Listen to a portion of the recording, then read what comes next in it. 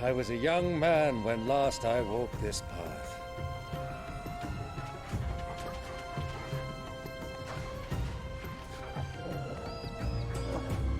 There's an old trading post not far from here. The road to Drake's Fang leads through it. The trading post it is.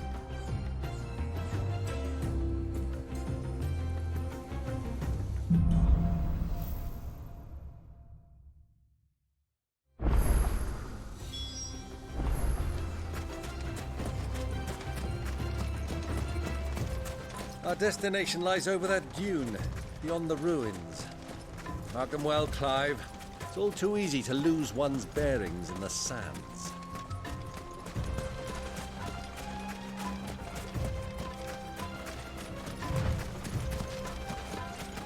Many years ago, when you were just a boy, you and I rode this way together, accompanying your father on a scouting expedition to Drake's Fang. He let me come with you. I'm not surprised you don't remember. It was just before Joshua was born. You were so eager to be there when your brother arrived that you whipped your chocobo too hard on the journey home and fell from the saddle. I shall never forget how Elwyn fussed over you as you sat in the sand, bawling like a babe.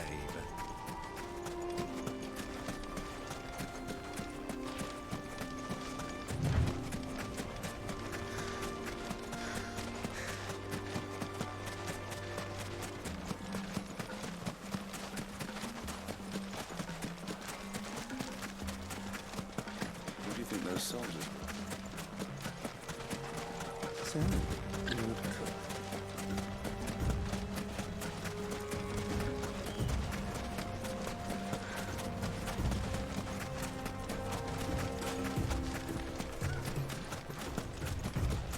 Ah, there she is.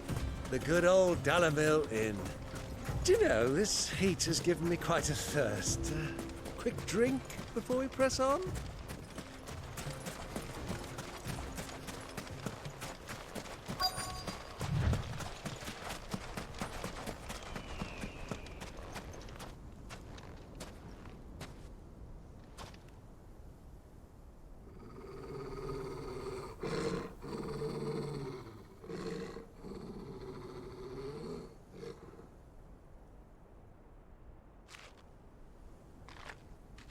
Look, there.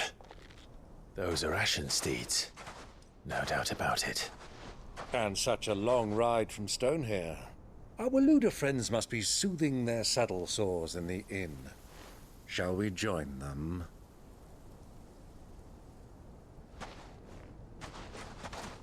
Run along and play now, Torgal. Dogs aren't allowed inside.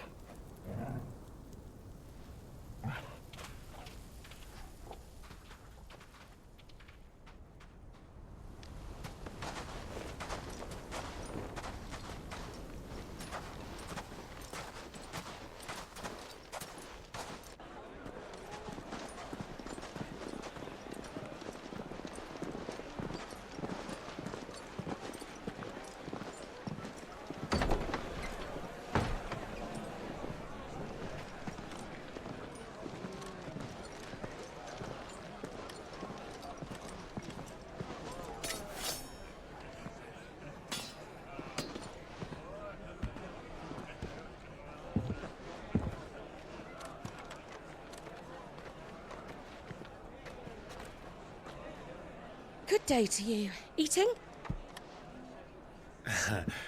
Sorry about my pal. He only talks when his mouth's full. What do you recommend? Well, if you're after something light, we do a fine chocobo soup with lentils and honey. 2 bowls of that, then. An ale. Right you are. Hey, girl! Coming! Your pal? Would you rather be my squire?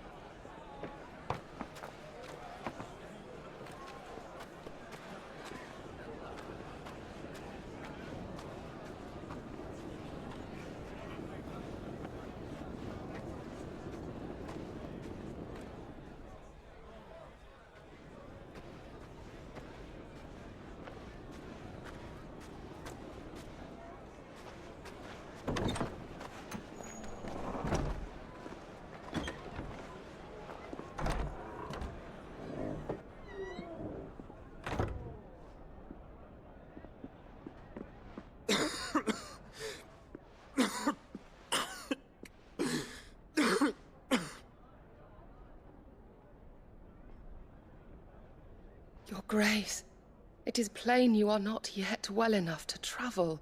If you would only let me take you to someone who can better attend to your ills. No, we must press on. Prince Dion has returned to his camp and will soon depart for the front. I must speak with him at all costs. Miss this chance and I may never get another. You do understand that? Yes, Your Grace. But you must at least agree to take your medicine. I'll fetch you some water.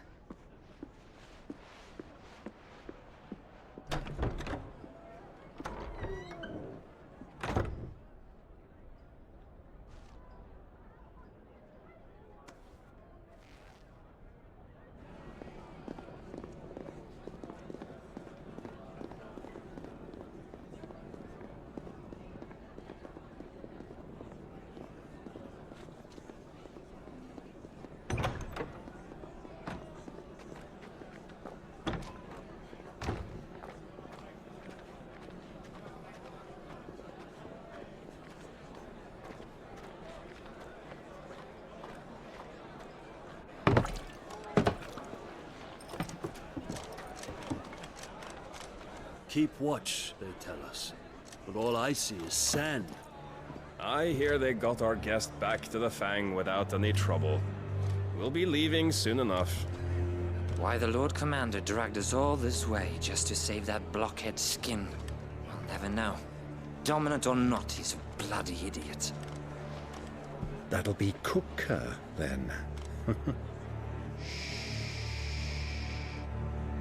Well, let's get this down us. We've a long way to go.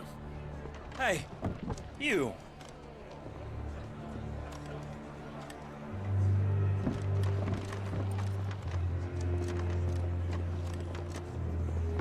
Uncle? Sorry.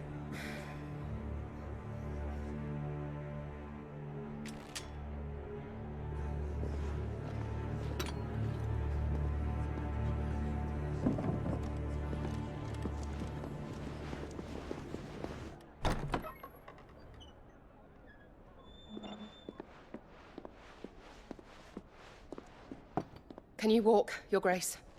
What's wrong? I fear trouble may be brewing downstairs.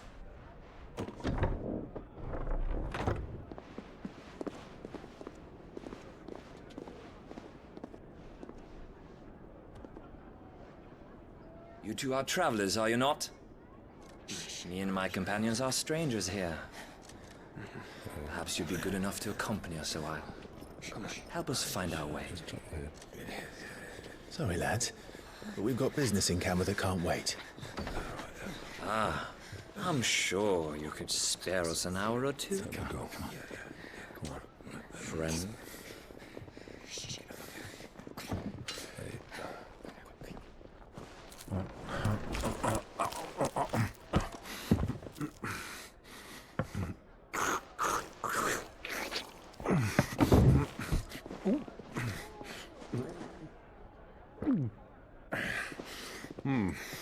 I'm afraid we don't have a moment to lose. Stay back, Uncle. Gladly.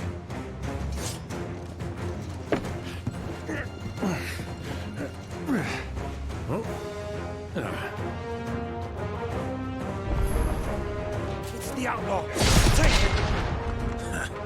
Try it.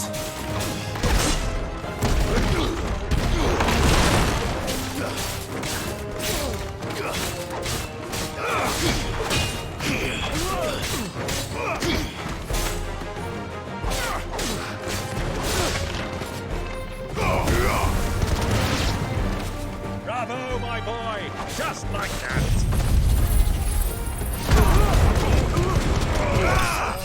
You...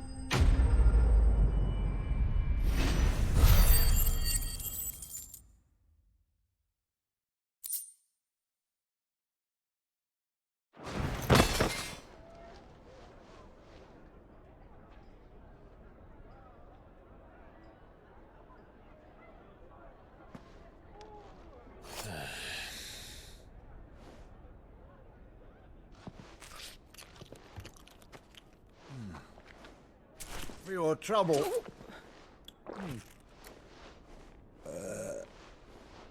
Word of advice, miss. That soup could do with a touch more salt.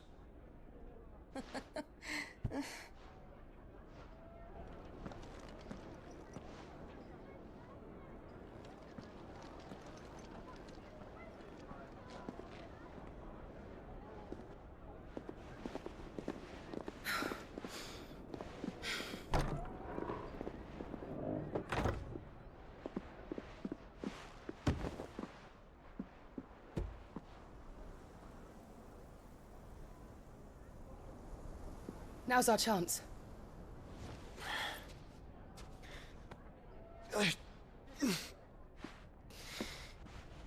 Your Grace? I'm fine. Yeah.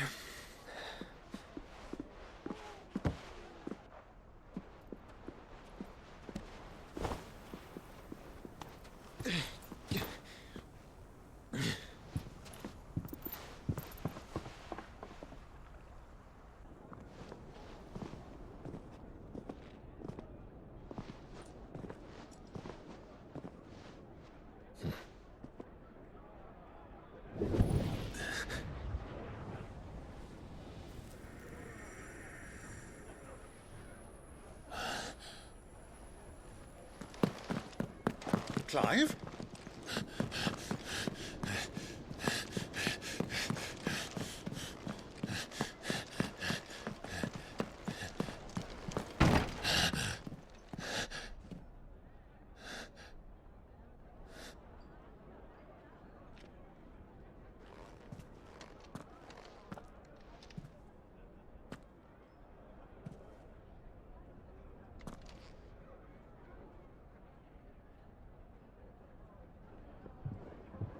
What is it now?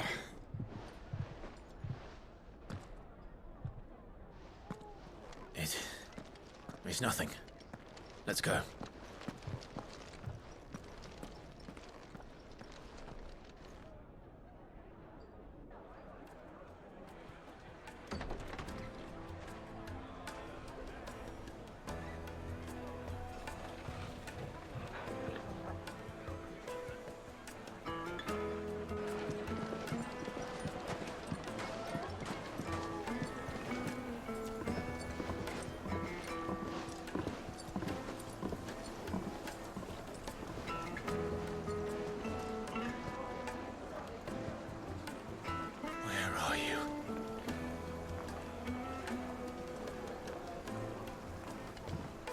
Well, we didn't know where to find Kupka before. We do now. The Royalists said it themselves. Their guest is in the Fang. We should press on before any more of their friends turn up. Lights and pots!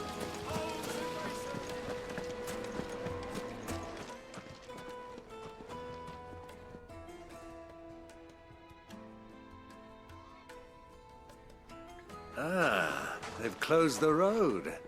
And it's the only way from here to the Fang. It would seem Lord Kupka is not accepting visitors at present. We have to get through that gate. Not by force, I trust. We've attracted quite enough unwanted attention already. By guile, then. Perhaps the Desert Hare can offer us her aid. Rosina Dalamil, woman of mystery. But how will we find her? We know naught of her but her name. And that she was working with Sid. Sid's other collaborators have all been people of means, the wealthiest and most successful members of their communities. I'll wager this Rosina Dalamil is the same. That would certainly help to narrow the search. We need only inquire as to who is in charge of the town. And that's exactly what I mean to do.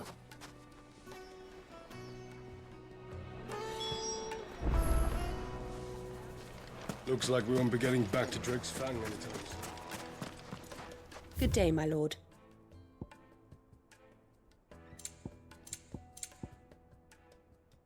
Thank you for your custom.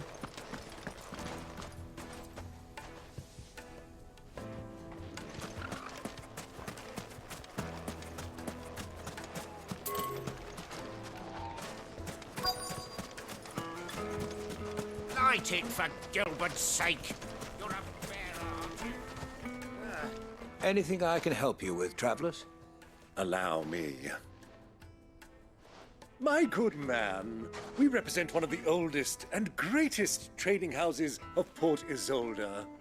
We're seeking to expand our business in the region and would very much like to make the acquaintance of Dalamil's leading entrepreneurs. If only we knew where to find them. Well, we're best known for our baths, our markets, and our smithies. I suppose you could do worse than start your search at one of those. Thank you. You've been most helpful. Oh, you wouldn't happen to know a lady by the name of Rosina Dalamil, would you?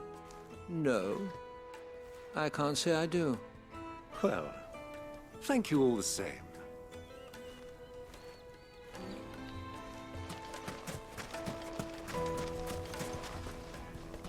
What do you want? Can't you see I'm busy? I won't keep you long. I'm looking for someone. A woman by the name of Rosina Dalamil. Do you know her? Never heard of her. Is that all?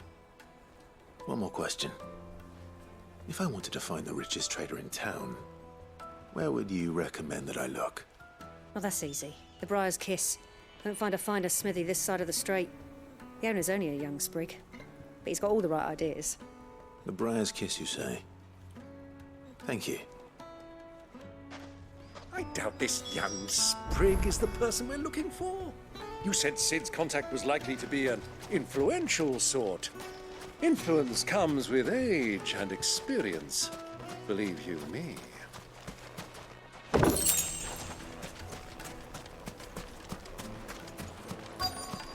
Looks like we won't be getting back to Drake's family. Mummy, I want to play with the crystal. How many times do I have to tell you? It's not a toy.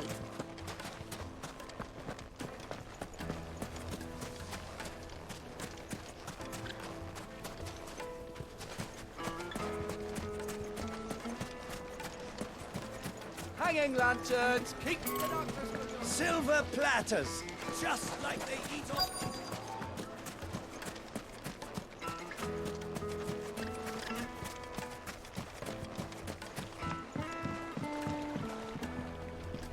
Can I help you? Yes, I'm looking for a woman by the name of Rosina Dalamil. A long-standing pillar of your community, I believe, from old trading stock. Then you should ask further. He's been here for years. Knows the place and its people like the back of his hand. And he's in with all the old merchant families. Try the baths. That's where you'll usually find him. Thank you kindly.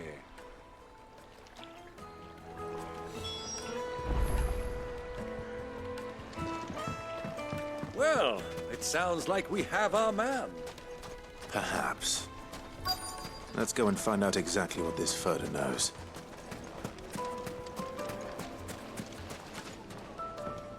Excuse me. Are you Furter? I am. Can I help you, travelers? I hope so. You've lived here for some time, is that correct? Do you know Rosina Dalamil? We believe she may be a trader of some renown. And what business do you have with the desert hare? She was a close friend of mine. I was hoping she might be able to help me. Very well. Go to the bordello. I'll arrange an introduction.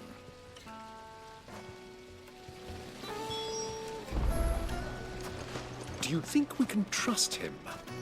Only as far as I think. So you're the ones who've been sniffing around. I beg your pardon? Don't play the fool. Stick your nose in our business and you're likely to lose it.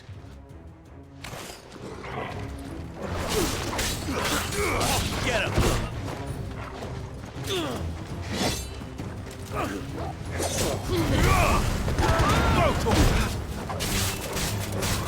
Waken winds!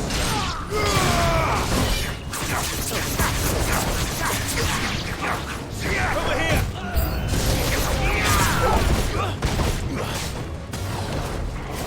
Get him!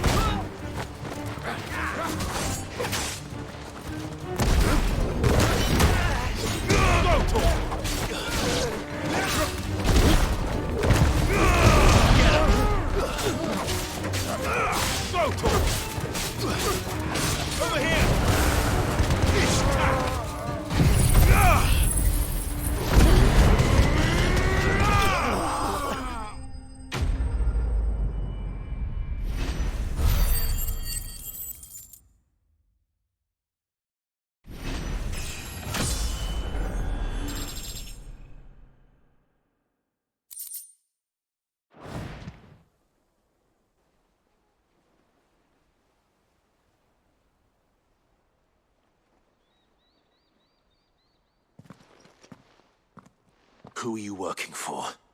Him or her? Him. The boss. He wanted us to test you. Though one could hardly call that a test. Lord Ferda? Look what the cat dragged in. Your skill with the blade is rare indeed, my lord. A fitting talent for an outlaw. You know who I am. So what now? Call in the Men of the Rock and collect the bounty? That isn't my decision to make. Our work is done. Take him to meet his precious Rosina. She will be interested to make his acquaintance. Yes, my lord. To the Lock of Leisure, then. To the Lock of Leisure.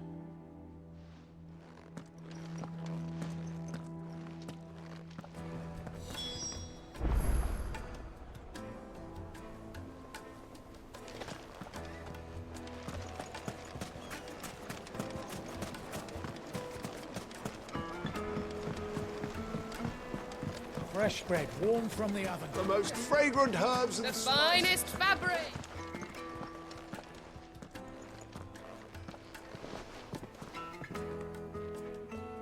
Is this the place? Lubo's Forge. The Briar's Kiss. Ah, so it was the young sprig after all. So much for Rosina Dalamil being a woman of experience. How wrong I was.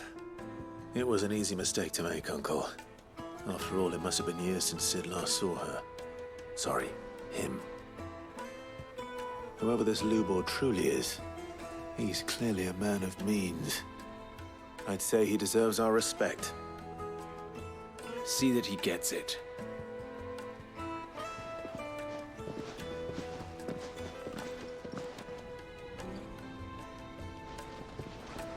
Lubor, Lord Ferda told me to bring them to you.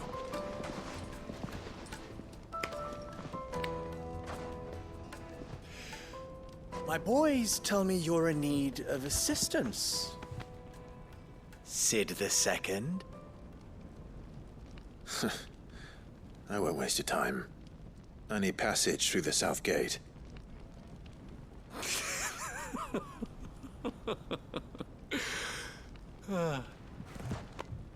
Tell me, what do you think is a merchant's most important commodity? Why, trust. Everyone knows that. Without it, you have nothing. And nothing is exactly what you have. And so, for you, I, too, have nothing. I'm not in the business of helping every lost puppy that wanders in off the street. I'm a busy man, as you can see. Let's leave this mama to his farce. By all means. Find someone else to help you on your way. Just be sure to tell them you're not the two travelers from the inn the guards are looking for. Don't want them jumping to conclusions, do we? Why, you... So, what do we need to do to earn your trust?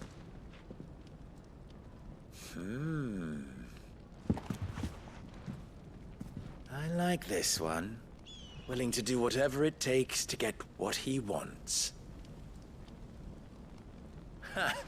Men like you have a special place in my heart. Why, you ask? Because they get me what I want. Always. Fine. So what do you want? Don't tell me you're going to listen to this swaggering scruff. We might as well hear him out. It's only natural that an ally of Sid's would seek assurances of strangers. Assuming he is an ally, of course. 5 years ago, he would have still been a boy. And yet even then I had more good sense than a man, 5 times my age? But enough of the pleasantries. We were speaking of what I want. I want you to put an end to the trouble in Dalamil. Return to me when you have done so, and you shall have my aid. Until then, I bid you good day. What trouble? If you're going to give us orders, be clear about them, damn you! Manners, Greybeard. One catches more damselflies with honey than with vinegar. What did you call me? My apologies. A word of advice in recompense. Follow the crystals. Oh, but that was 3. Oh, I'm making this too easy for you. Ha! It will be easy. Solving his little riddle should be like dealing with him. Child's play. Let us divide our forces, Clive. I'd rather not drag this parlor game on any longer than we need to. All right. Good luck, Uncle.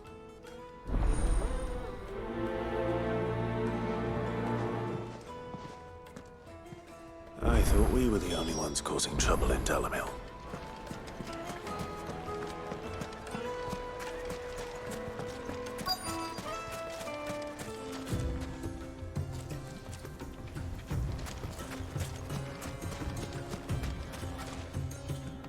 Excuse me. Is it true there's been trouble with crystals of late? You've heard, then? I've heard rumors. Damn thieves. Pilfering the crystals that were meant to fill our cups and light our stoves. Us common folk have hardly had a shard to share between us these last few moons. And it isn't as if we can buy them on the black market either. Whoever's taking them, they aren't sharing.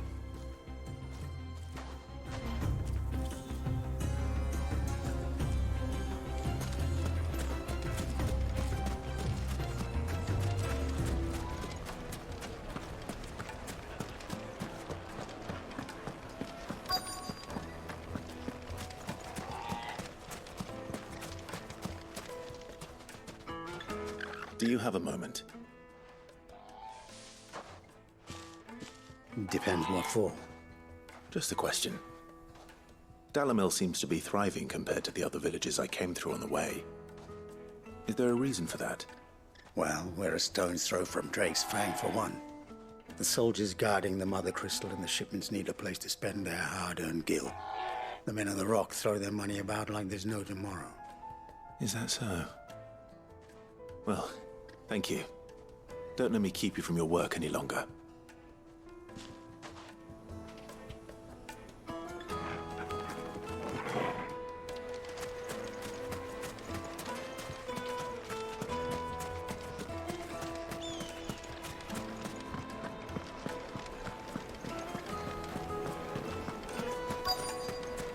Needed to a silken soft. You wouldn't believe how much he gave me. What can I do for you, soldier? Need that sword polishing? I'm not a soldier. Ugh, then be off with you. I serve the men of the Rock and the men of the Rock only. You have an agreement with them? Don't be stupid. I just know which side my bread is buttered. Don't want to be stuck under some pauper when they come knocking. With pockets deeper than Zemeckis and an urge to empty them. No, just leave, will you? Before you scare them off. I think I'm starting to get an idea of what's been going on. I wonder if Uncle Byron's learned anything of use. He'll probably be back at the inn by now. Bread warm from the oven. The finest fabrics, fresh from the... What was all that crashing and banging about before? It's you, the one who broke all our furniture. What do you want? Haven't you caused enough trouble already? I'm looking for my pal. Have you seen him? The gentleman who was with you? Yes, he's upstairs, but...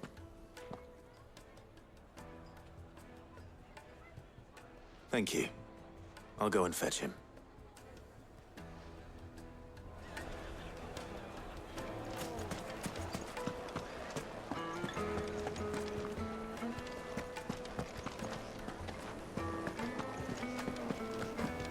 Let me treat you.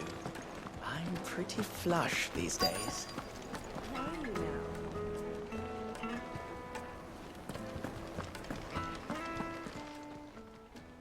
Huh?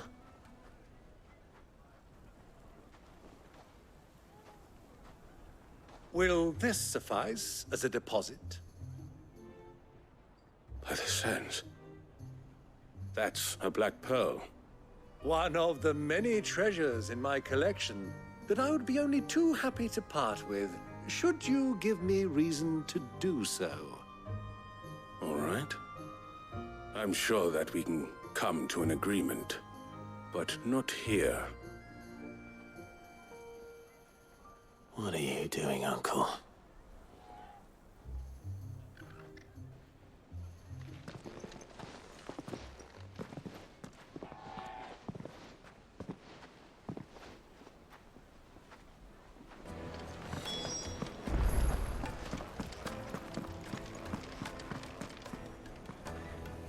Care to explain why you're giving gifts to Cooper's men? Bait, my boy. One cannot catch one's prey without it. And I do believe I've snagged us quite the quarry. I started by asking around the markets as to where I might purchase crystals. I had no luck, of course. It's forbidden to trade in such things. But my uncharacteristic indiscretion just happened to attract the attention of those uniformed ruffians. They took me aside and said they could procure the crystal I sought if I proved I could pay for it. So the pearl was your proof? I thought they'd ask for more.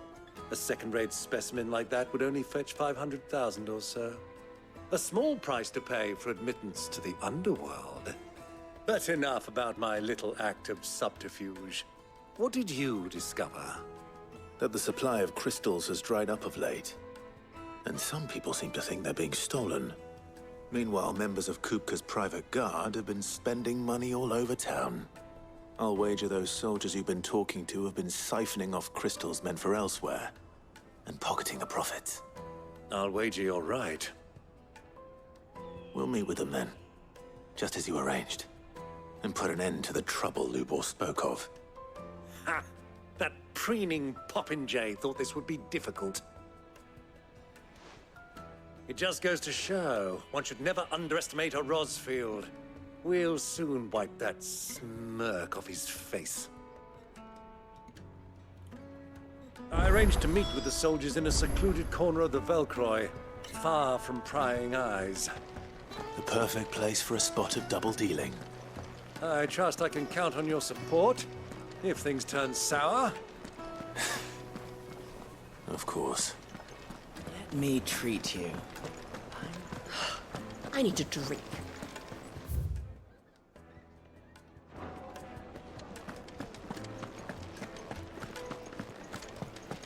Fucking men of the wrong.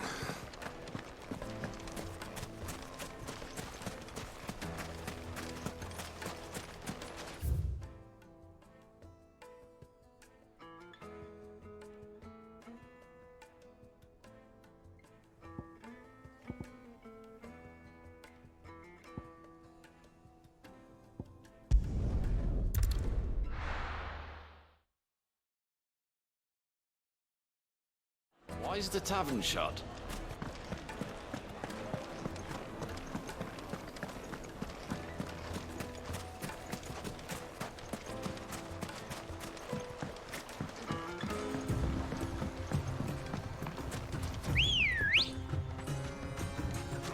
Let's go. Fly, Ambrosia.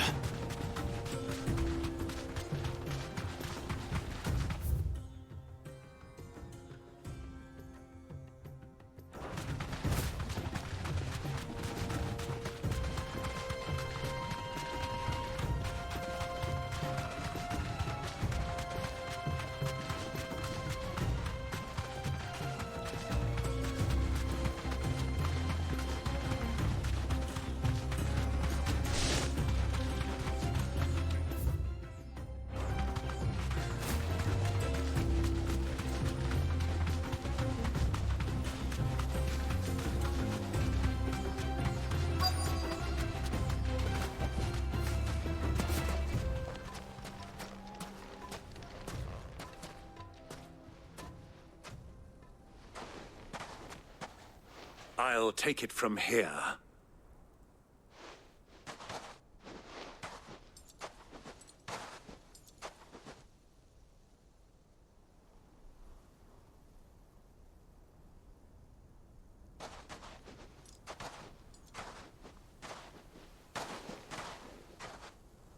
I was beginning to think you weren't coming, my lord. You've brought your contribution? All the silver and stones I could scrape together at such short notice? You brought the whole 500 talents. That was the price we agreed upon, yes? If you've no objections, I'd like to see the crystal. Of course. Right this way, my lord.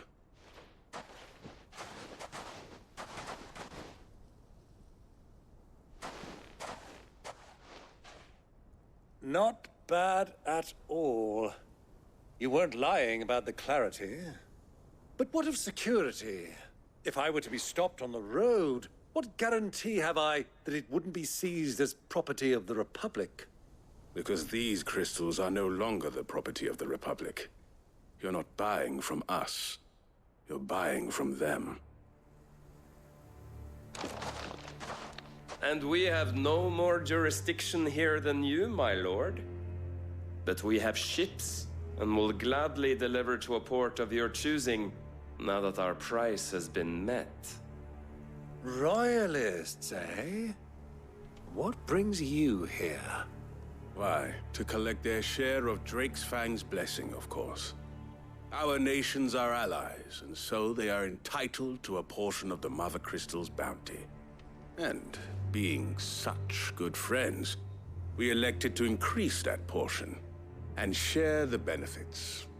And now that these crystals are officially property of the Kingdom of Waloed, we are duty-bound not to interfere, no matter where they might happen to end up next. Did you get all that? They're in cahoots! So it would seem. My lord, what is the meaning of this? Double-crossing dogs. They're not here to do business. Kill them! Kill them both!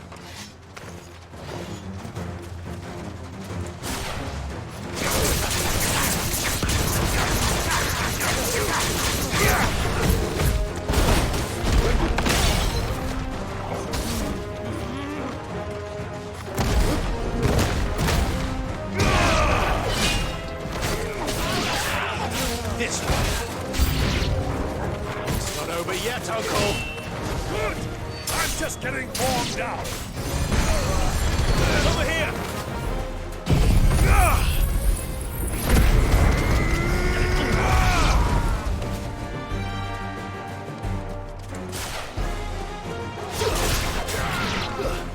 Get him.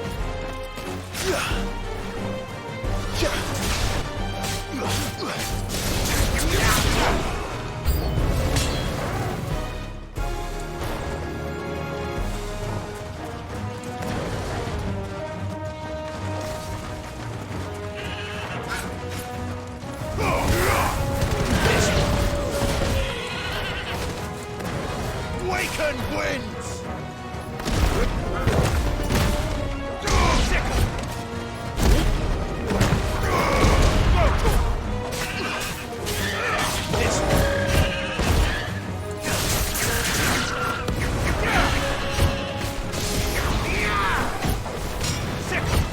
You lose!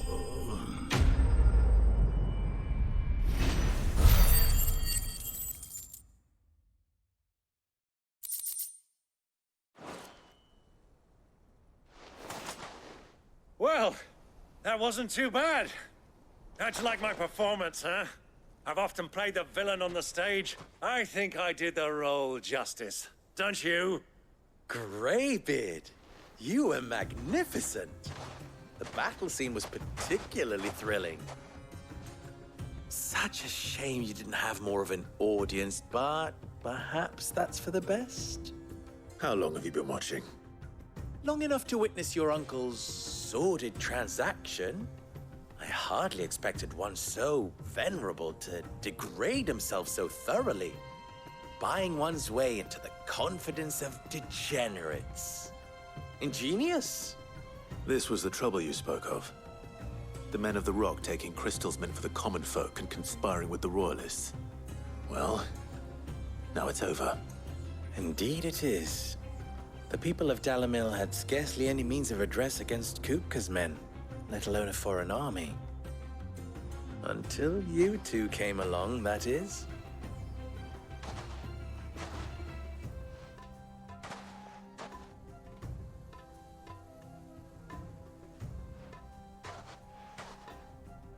Well, we'd better get these crystals back to town. You won't mind waiting with them while I fetch a wagon.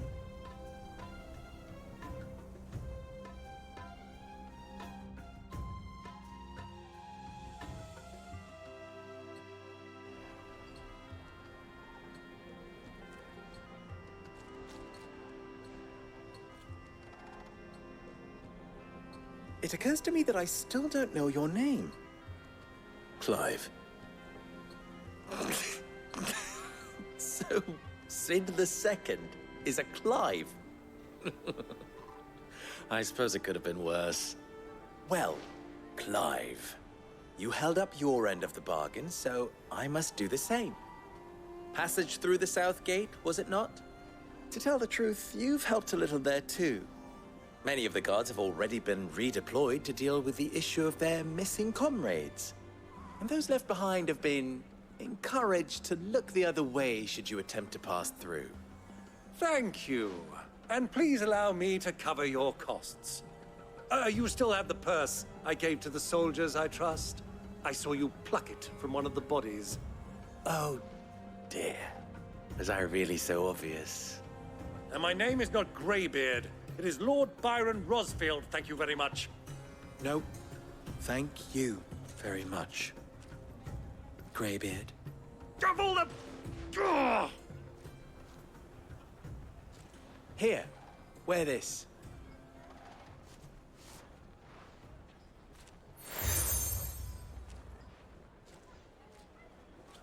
Any friend of mine who sees you with it shall be a friend of yours. Thank you, Lubor. And please, feel free to send one of my Stoluses back to your people. Tell them that Rosina Dalamil is back in bed with Sid.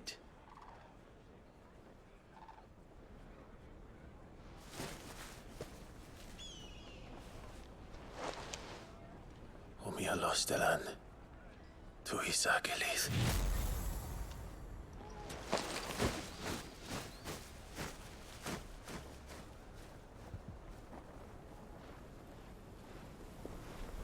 I'm trusting you, Sid. Or should I say, Clive? So be sure not to let me down. I have a reputation to uphold.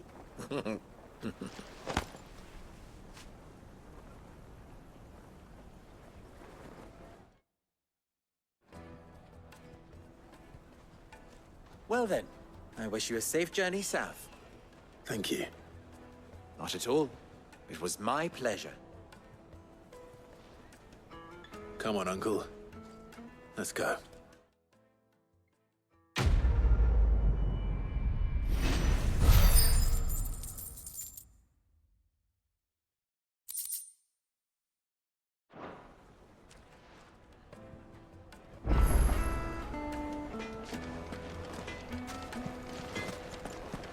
I've never even forged a butter knife, but...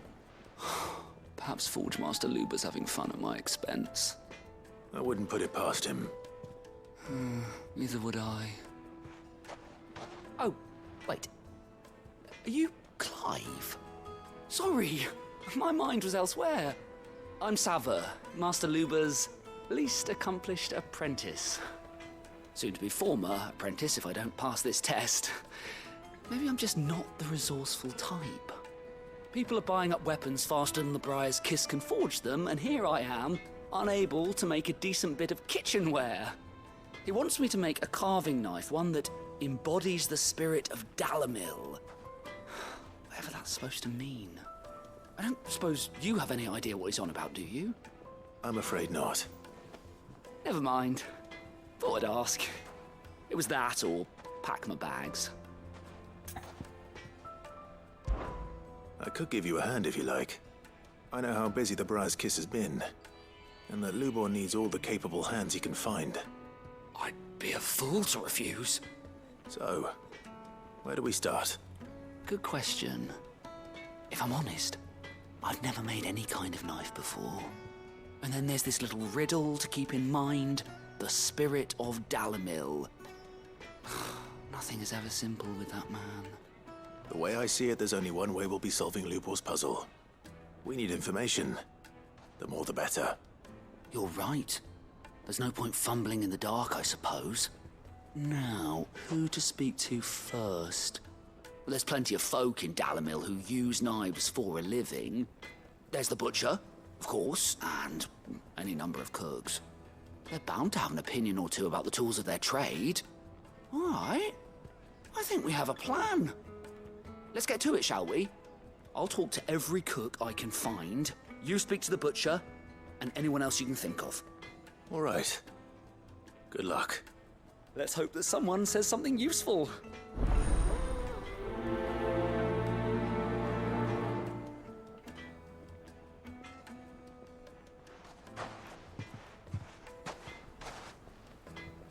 Trust Lubor to take a simple test and turn it into a riddle. I'd better get to it. The finest fabric! The most fragrant herbs and fresh bread, warm from the oven. Made from the stoutest stoneware. Oh, shit! Hanging lanterns! Ah, they've opened the gate! Lubor was true to his word.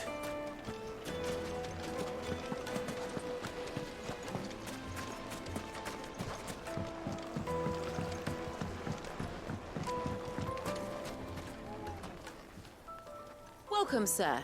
What can I do you for? A question, if you don't mind. I need to know what makes a good carving knife. You a blacksmith or something? Something, I suppose. Fair enough. Knives, is it? First and foremost, it's got to hold an edge. Most knives will make it through fat, no problem, but sinew dulls cheap steel in no time. Give me a blade which can slice through anything that crosses my chopping block, and I'm a happy woman. So a knife that stays sharp. Makes sense.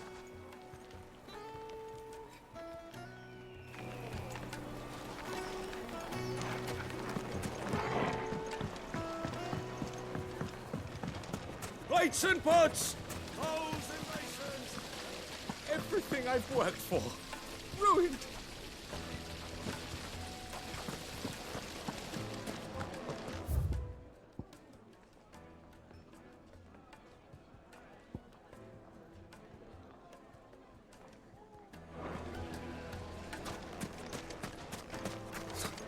I'll be asking for you again, my sweet. Then see that you stay a little longer. Just look at the detail. Well, we can make our way back to the Fang now, at least.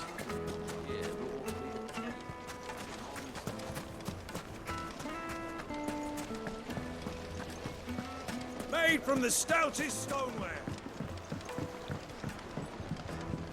Fresh bread, warm from the oven. Yes, they're quite My carpets have dry...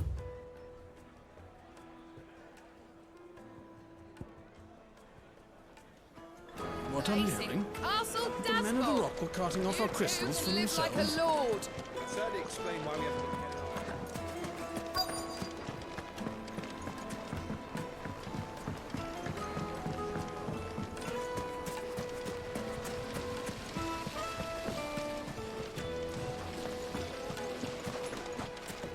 Sweet incense! What candle? What is it? I'm in no mood for chatter. Sorry. Do you mind if I ask your trade? Hunter, why? I have a question. Can you tell me what makes a good carving knife? I assume you use one out in the field. Has to be able to put up with some punishment. Can't be dealing with a brittle blade, not while I'm on the hunt. If your knife snaps every time you use it, you'll be spending coin as fast as you make it. Times are hard enough as it is. Thank you. I won't keep you any longer. All business, eh? Man after my own heart. So, a carving knife should be hard-wearing and hold an edge. Hardly a revelation. Let's hope Sava had better luck than I did. Hanging lanterns! Keep the doctors with your... Silver platters. Plates and pots!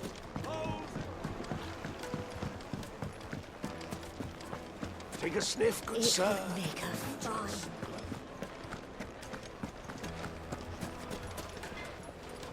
So, how'd it go? You learn anything useful, or should I be looking for a new trade? Only that a blade should be durable and stay sharp. But I don't see how that relates to the spirit of Dhalmia. I didn't have much luck either. All the cook said was that he needs his knives to be light. Too heavy and they do his shoulder in. So we're no better off than when we started. Perhaps Lubor didn't mean anything with his Dhalmia remark. But that can't be right. I've bandied enough words with the man to know that he chooses them carefully. No. We must be missing something. Something right in front of our noses, most likely. No doubt you're right, but I have to make a start soon. I can't put off making this knife forever. Agreed. Lubor wouldn't like that much. Right. I've been trained to work iron. The cheap stuff, mind. But it's hardy enough if you don't hammer it too thin, and it sharpens up nicely with a bit of effort. Trouble is, it's either durable or it's light. Meaning someone is going to be disappointed. Forge Master Lubor, probably. Is there no one else you can turn to? Someone who knows their metals, perhaps? The other apprentices know better than to help me with my test. But maybe there is someone I could turn to. A merchant, a favorite of Forge Master Lubor's, who sells metals to tradesmen passing through the Valcroy. I bet she'd know a thing or two.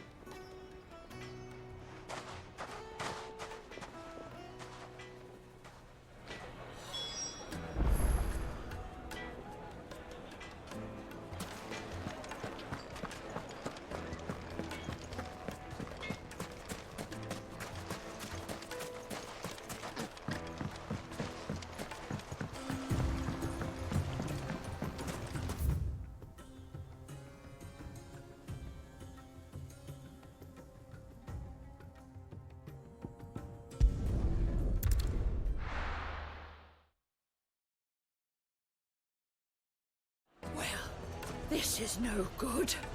I was hoping to get out of the heat for a little while.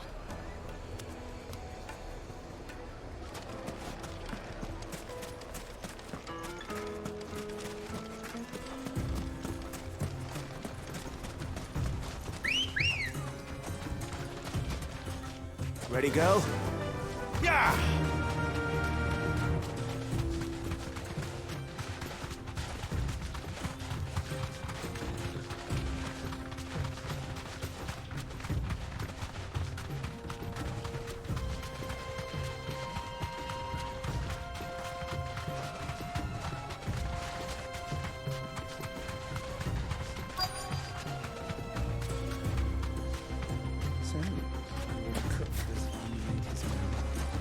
Yes, I expect that's why they sent the soldiers. Any luck? Or will you be needing help with your bags? Well, I asked her, but... you tell him. If you're looking to make a knife that will impress a master like Lubor, there are options.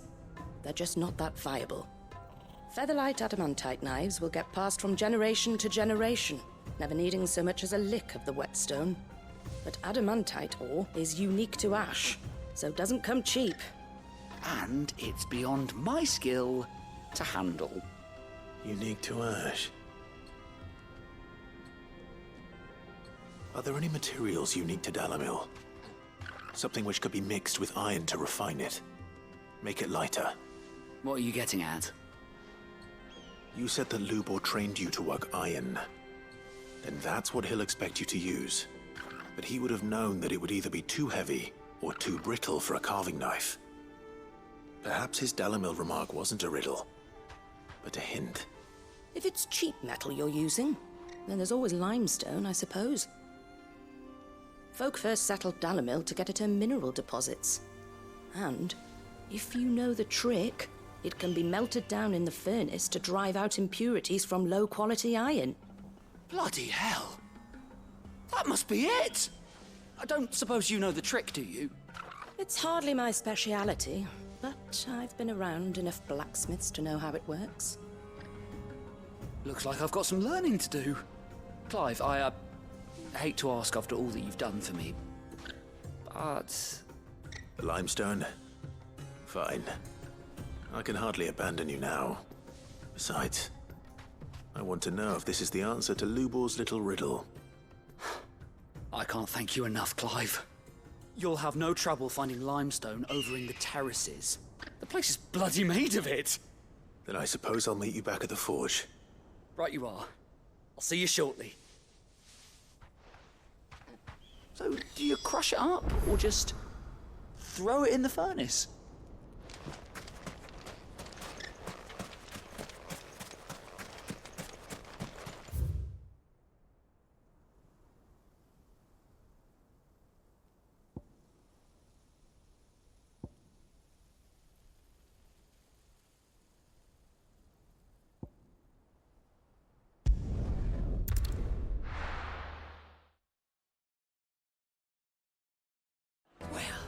This is no good.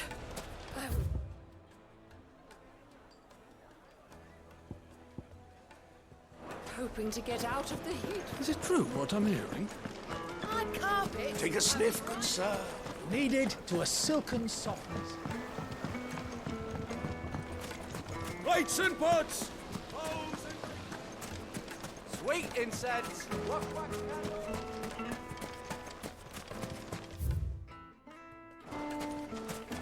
We should get going soon.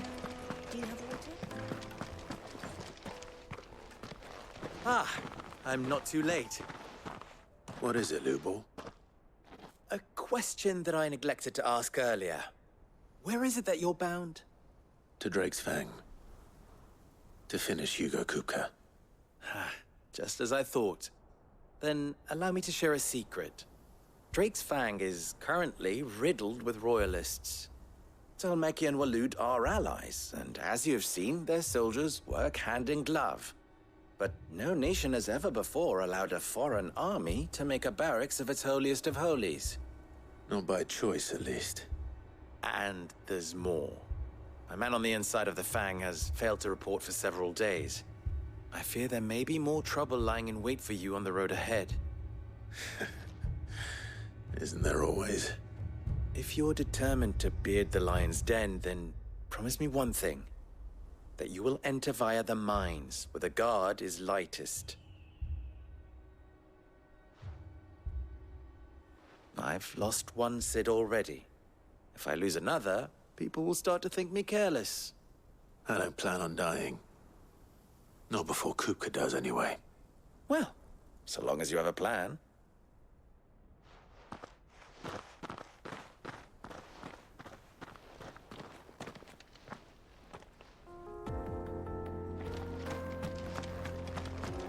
Drake's Fang should be just beyond these springs.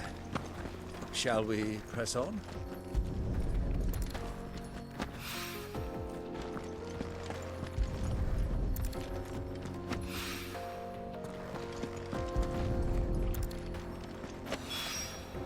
One rock looks a lot like another. But hopefully this is what Sava needs.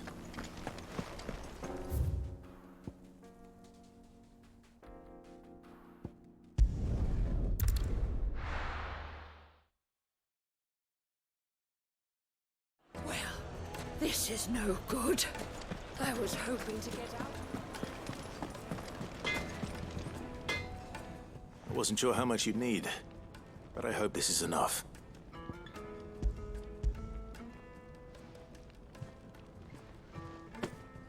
You are one of the good ones, you know that? You and that merchant both, she's got quite a gift for teaching that one. Now, time to see if limestone is the secret weapon we were hoping for.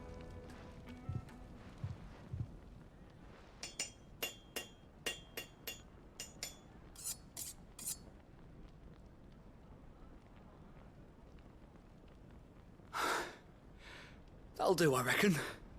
A knife forged from the very rocks of Dalamil. Her spirit, if you will. It's a fine-looking blade. I only hope Master Lubor agrees. That sounds like my cue. And just as well. I was getting tired of waiting. I'm sorry, Forge Master Lubor. Let's take a look then, shall we? First things first, Sava, do you think this is a carving knife worthy of the fine people of Dalamil? I'd like to think so. But what do you think? What do I think indeed? It's sharp-ish, but it won't last long with hard use. And it's heavy, heavier than it should be. You might not think it just to hold it for a moment, but sell that to a cook and you'll never hear the end of it. It looks like someone paid a visit to the terraces. The limestone was a step in the right direction, granted, but one that still leaves you short of the mark. And I was so certain I had it all worked out. I don't know who you found to teach you that little trick, but it certainly shows initiative. Next question. How much do you think I would charge if I'd made this? Well, if it took you even a fraction of the time it took me, I would say you could demand a heavy purse. And who would be able to pay that? The butcher? The hunter? The cooks over at the inn? Dalamil is home to humble traders, not wealthy lords and ladies. Rule number 1 in any business, Sava, know your customers. Yes, Forge Master. This is just about passable, but only just. I'd say you're worth keeping around a little longer. Starting tomorrow, you'll have an anvil of your own. I will. Thank you. I was wondering, what would you do if you were asked to forge a carving knife? I'd do what I always do. Ask who it's for. If it was for the butcher, I'd make sure it holds an edge. For the hunter, I'd make it as tough as Titan. For the cook, light as a feather. And for the nobleman, I'd make it cost an absolute fortune. There goes a master, all right. It looks like congratulations are in order. I couldn't have done it without you. So much for the Forge Master's riddle, though, eh? The spirit of Dalamil had nothing to do with limestone or anything much at all. Meaning, I had you run around for no good reason. You've passed your test. That's all that matters. You'll have a forge of your own in no time. And when I do, I'll craft you the finest carving knife you have ever seen.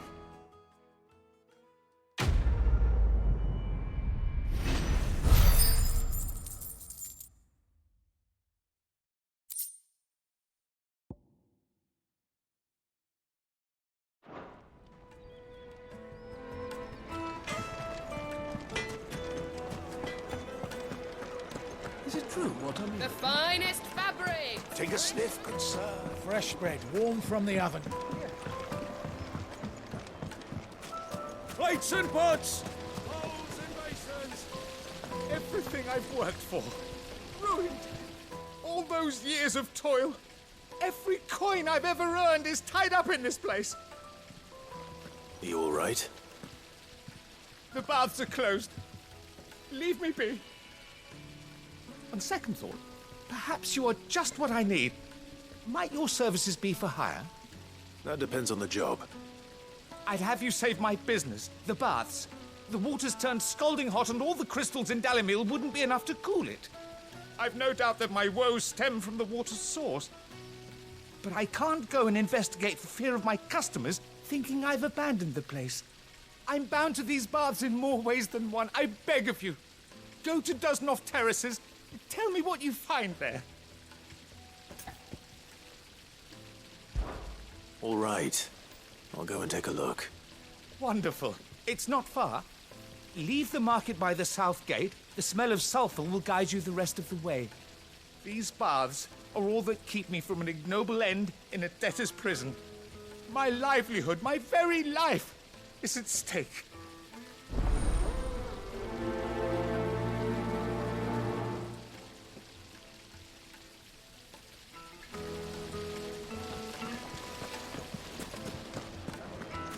Hanging lanterns! Keep it up from your...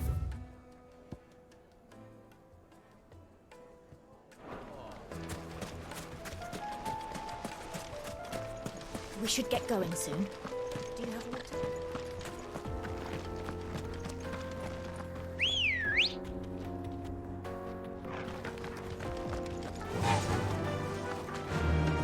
Fly, Ambrosia. Come on, girl.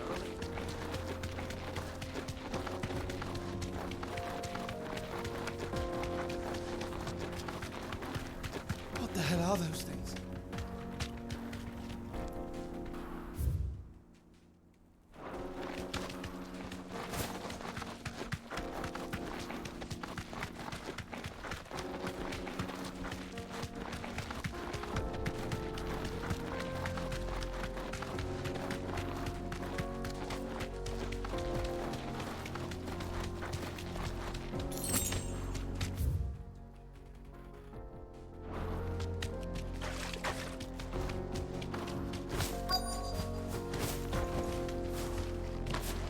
By the flames. That explains the heat.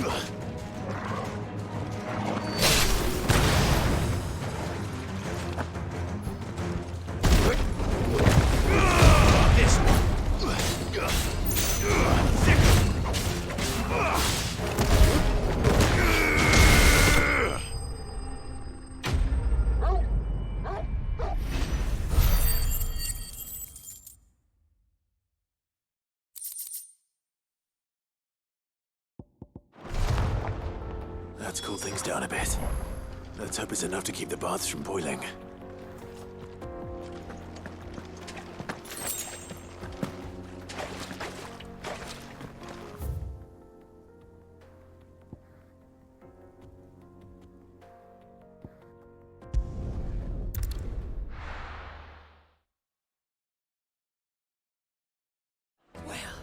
This is no good.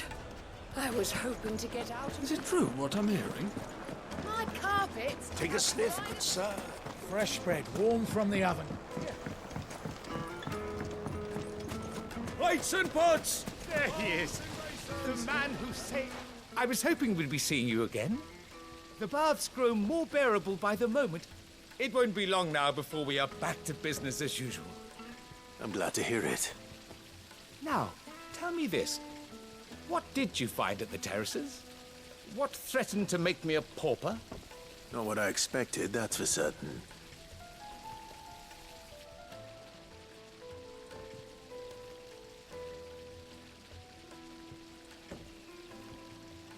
You tell a fine story. That's not to say I don't believe you, though. Creatures made of flame, eh? That's something new to worry about. But I burdened you with my worries enough already. Here, a small something by way of thanks. Right. It's high time I got back to work. With a little luck, the day might yet be salvaged.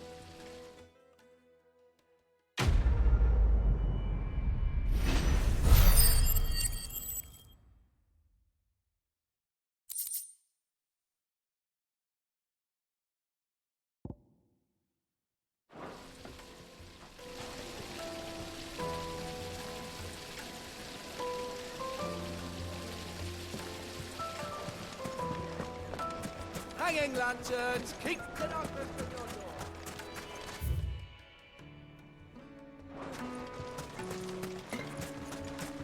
We should get going soon.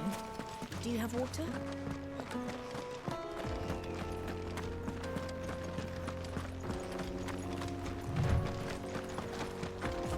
Come on, girl, the gate's open now, we can press on. Don't tell me you put down roots. Ugh.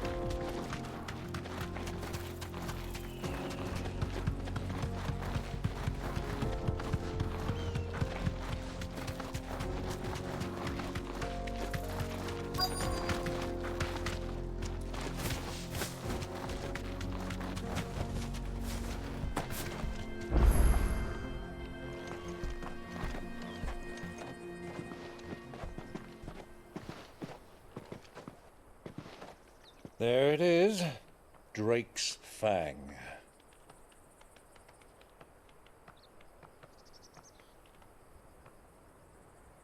Kupka will be hiding inside. Along with goodness knows how many guards, all on highest alert. You'll need to keep your wits about you if you're to reach him. So be careful. I will, Uncle.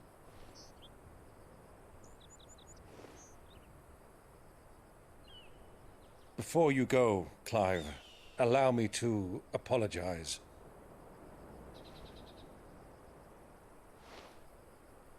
After what befell at Phoenix Gate and the crisis that followed in its wake, I fled. I retreated to my counting house and danced attendance upon the vicereine in the hope it would bring me favor. I betrayed my nation to save my skin, like the coward I am. And I'm sorry. Uncle, please. It's not too late, Clive. Rosaria is yours by right, and there are those that would help you to take it back. Had I the courage of my brother, I might already have done so. But that ship has sailed. You, however... No. Forgive me, but I cannot. I fight to build a new world now. A better world. Where men can live and die on their own terms. I was raised in a nation that strove to improve the plight of bearers.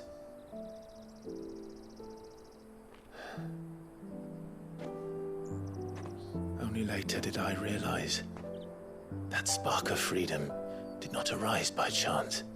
but was kindled by my father, you would see me follow in his footsteps. And that is exactly what I mean to do. Not by ruling Rosaria, but by extending his ideals to the whole of the twins. Though every soul in the realm may judge my actions heresy, I am certain my cause is just. You really are just like him, you know?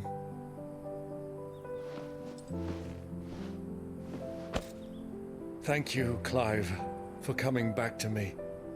I am proud to call you nephew.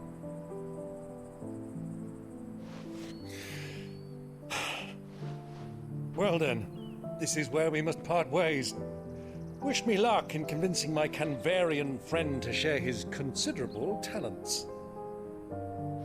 I mean to plunder his coffers and prove myself worthy of a place in your merry band. Till then, my boy. Till then, go safely, Uncle. And you, nephew. We have much to catch up on, you and I. I shall expect you to regale me with the tales of all your adventures when next we meet. You can regale me too, Torgal.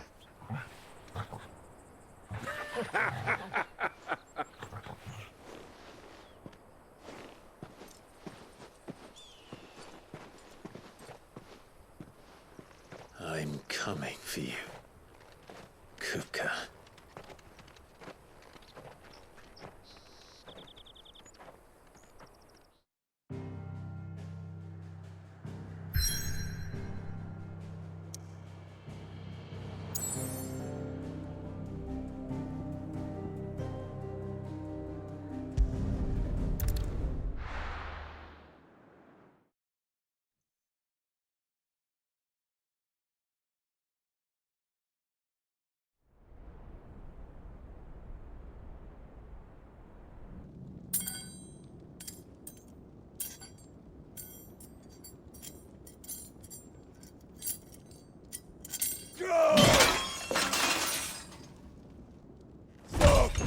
Fuck!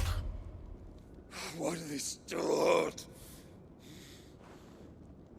What has that gutter rat done to me?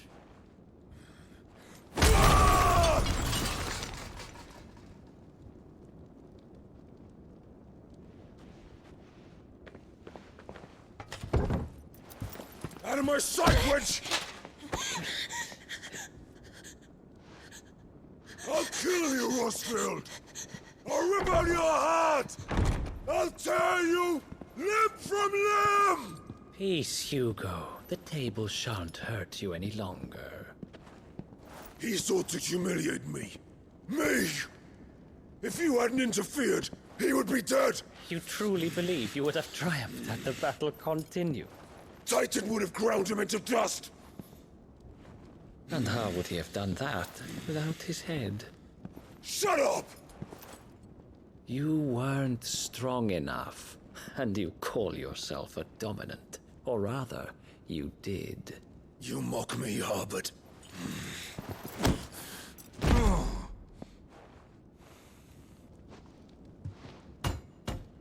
Do you see, Hugo? You are weak. Fuck! But so long as that fire burns within you, there is still hope. There may yet be a way for you to take your revenge.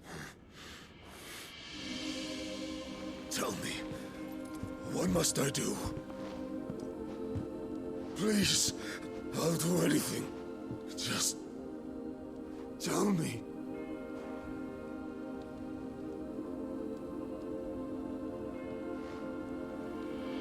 The heart.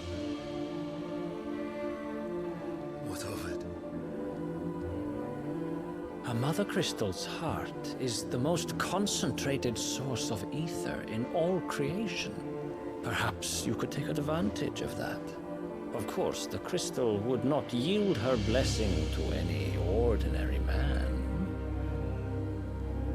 But then, you are no ordinary man, are you, Hugo? Clive Rossfield stole your power, but others have suffered a similar fate, and still managed to find the strength to conjure their icon. Like Benedicta Harmon. She too drank of the ether and gained a power beyond human understanding. She did?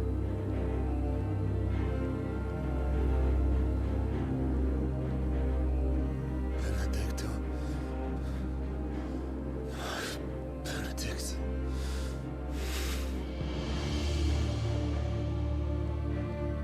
I'll do it. My love. I'll avenge you.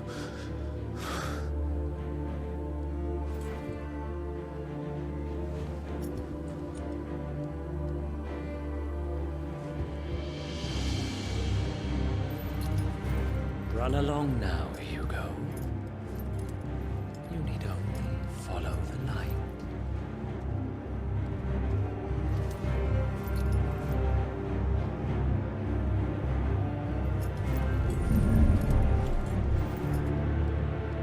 Muthos is here. Very well, it shall be so. You may leave everything to me, Your Majesty.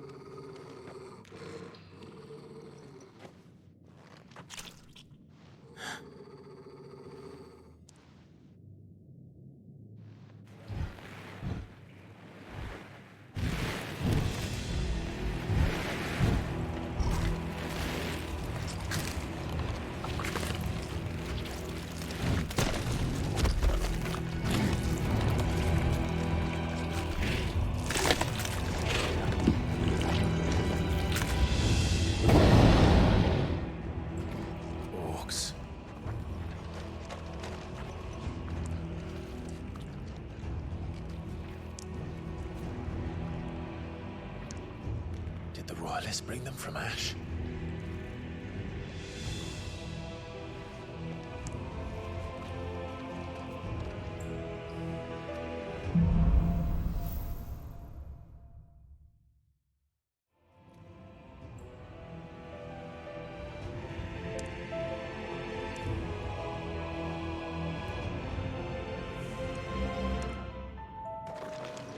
The beast and part of the Waluda army now. How the hell did that happen?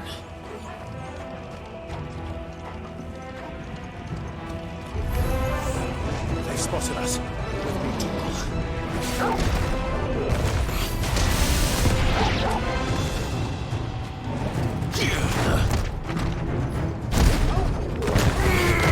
Over here!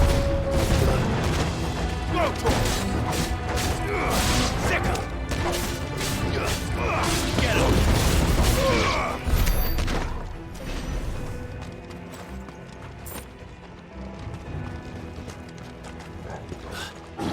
Taken over the entire mine.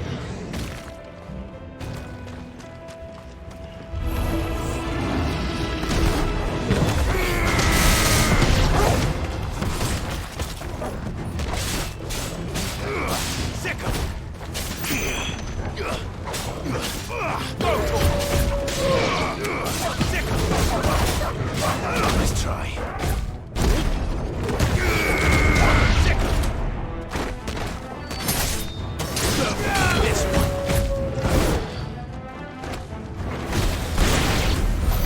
So much for the men of the rock. Dhalmakia's finest.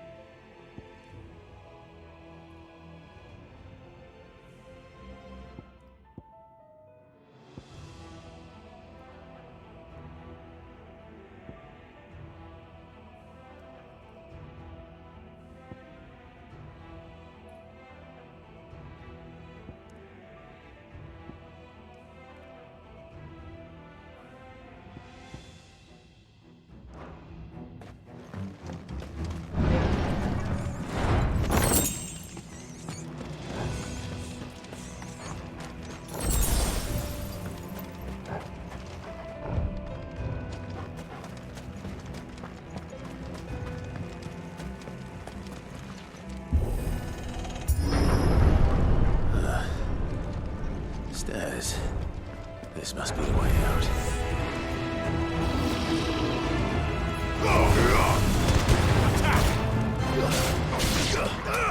Sick!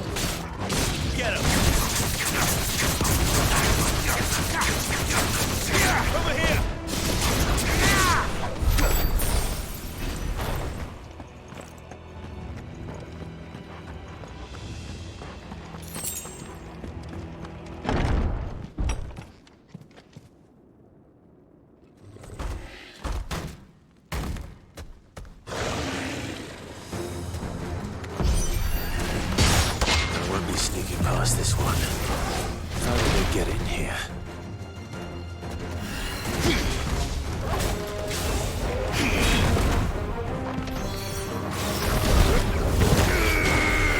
All yours, Torgal!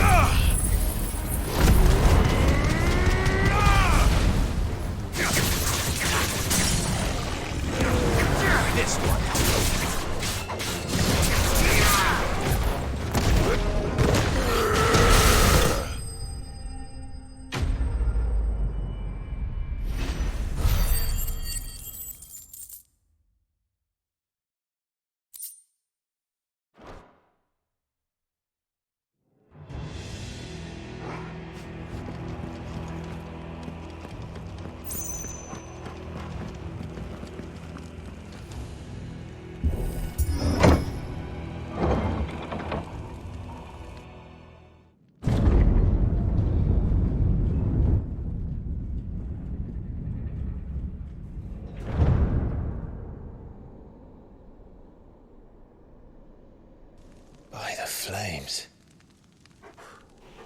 Come on, Torgal.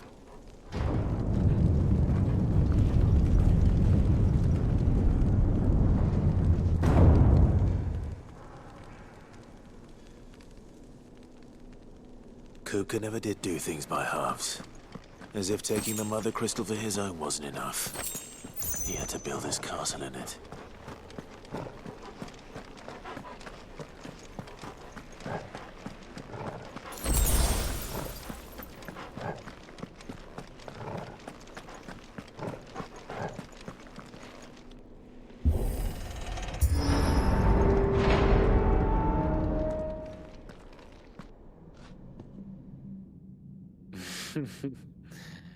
Let the trial begin.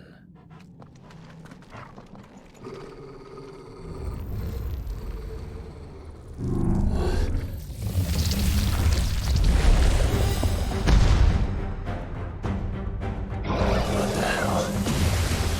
With me, Torgal.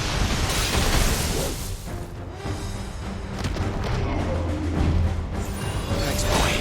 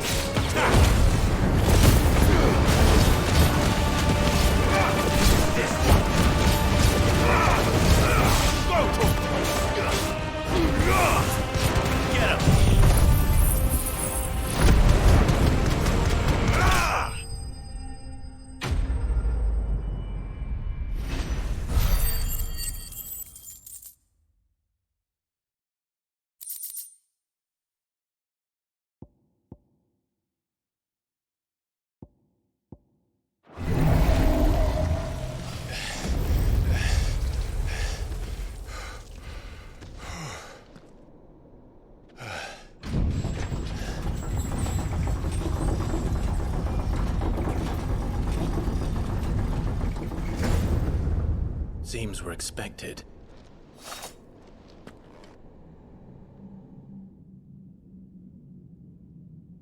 So this is the power of Muthos.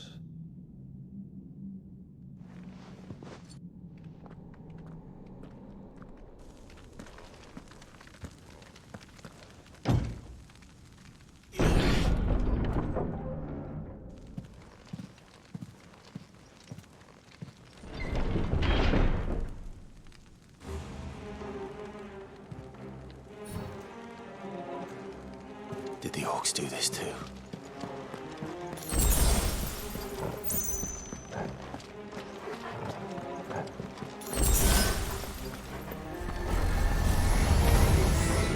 More of them.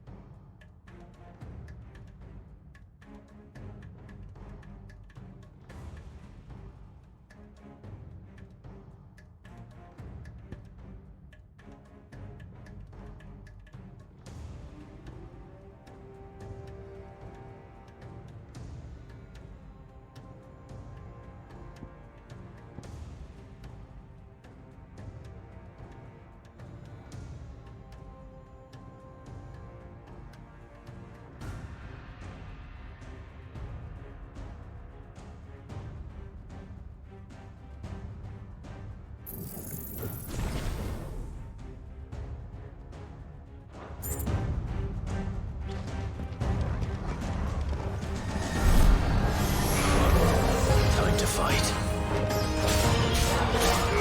This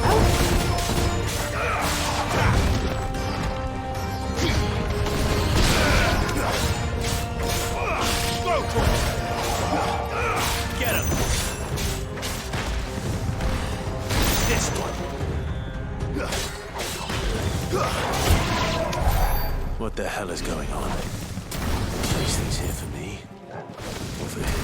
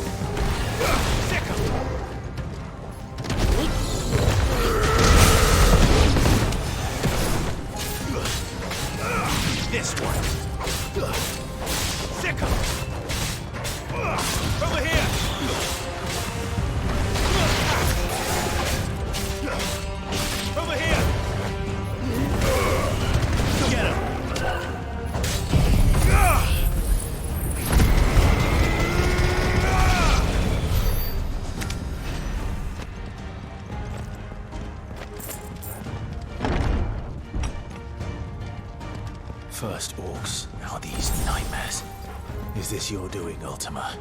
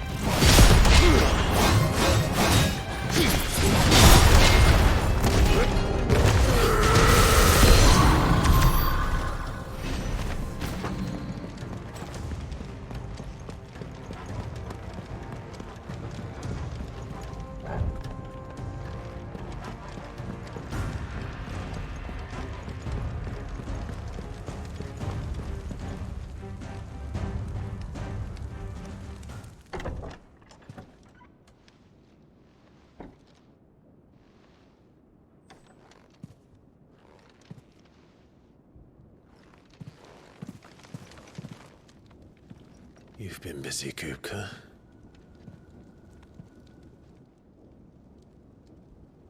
But where did you go?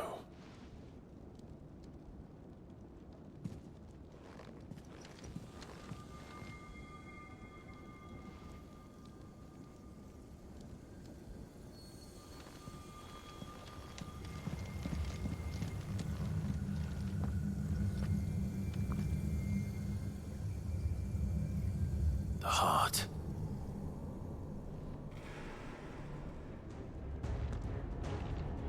He's in the sanctuary. I can feel it. Come on, Toggle.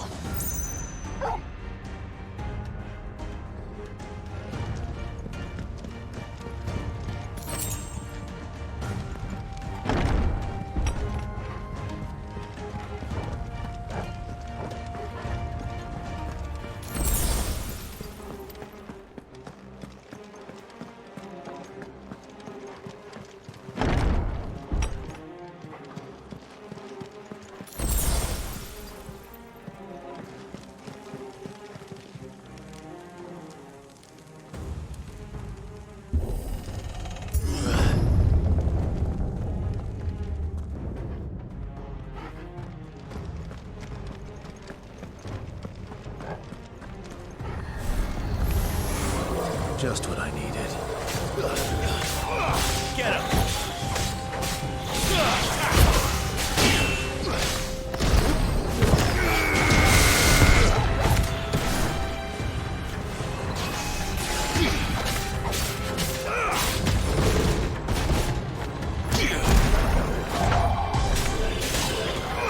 Over here!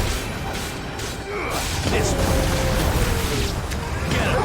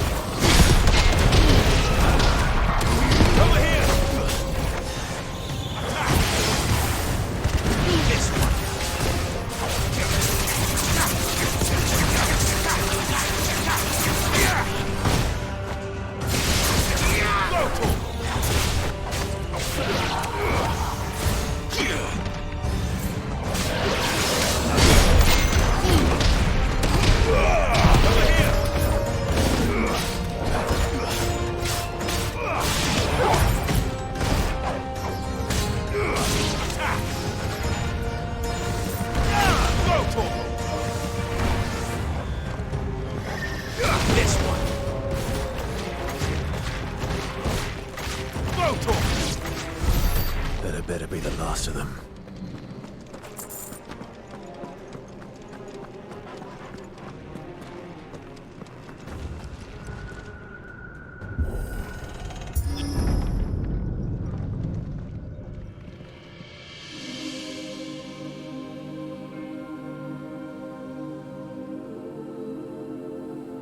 Benedicta, my everything.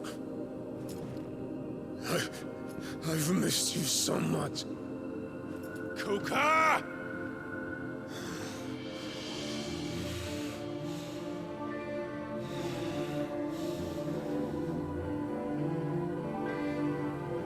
I swear to you, my love, we will never be parted again. What's wrong with him?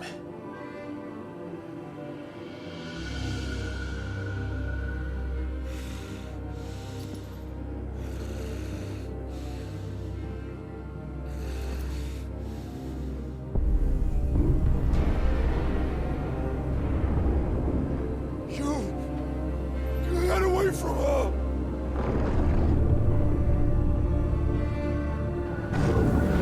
Benedicta!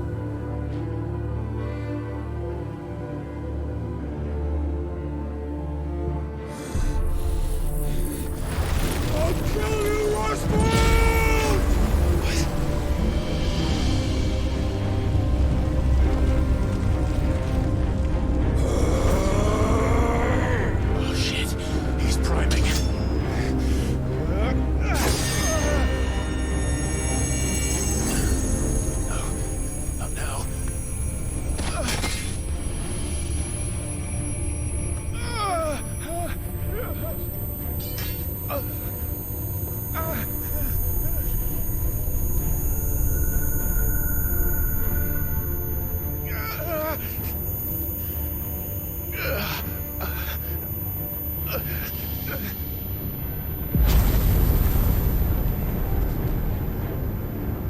Come on.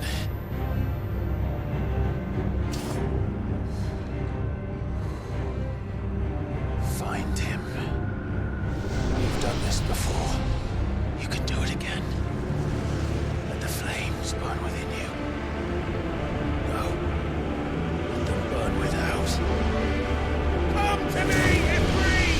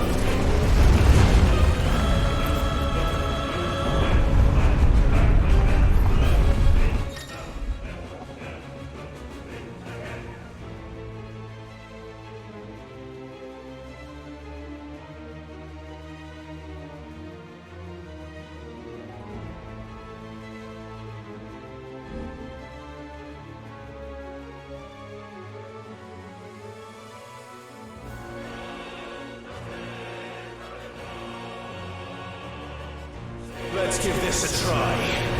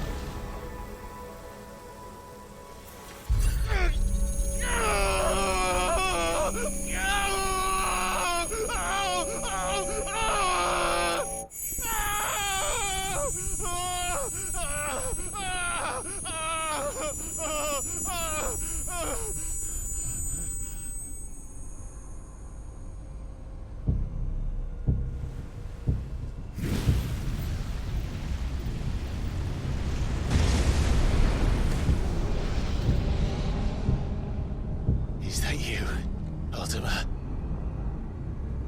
What do you want? Your soul is tainted with worthless human will, yet your thirst for power remains undiminished.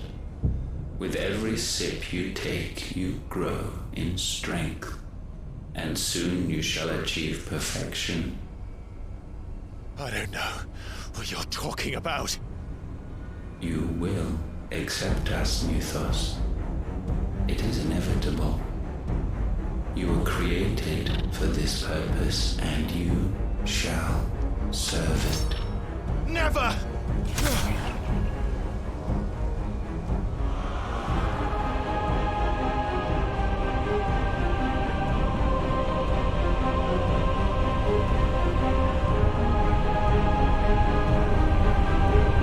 Fight it, Clive! Don't let him in! Consciousness. We see now.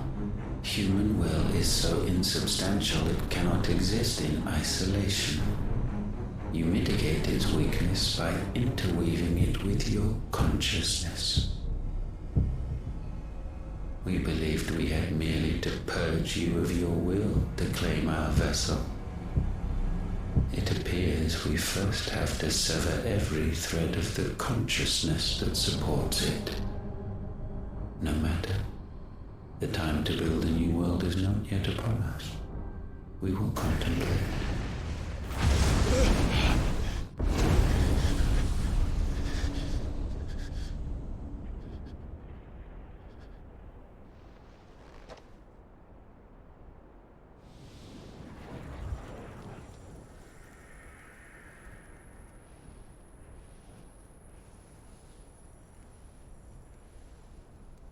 Thank you, Joshua.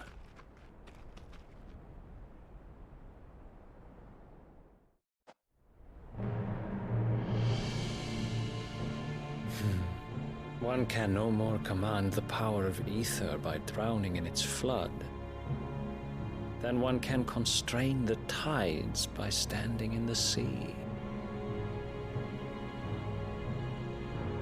I had thought Hugo wiser than this, but it seems his head was full of rocks after all.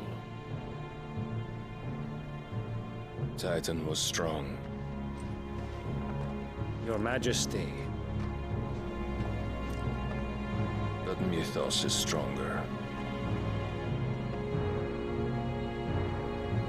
For 5 years, that man lived only for revenge. Clinging fast to a fiction, even as it swept him into the abyss.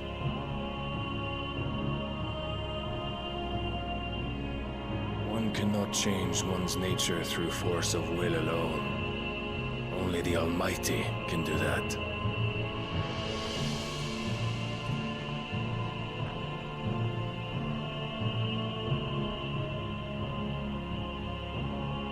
Hugo Kupka. The man who gave his life for a woman's head. A fool like all the rest.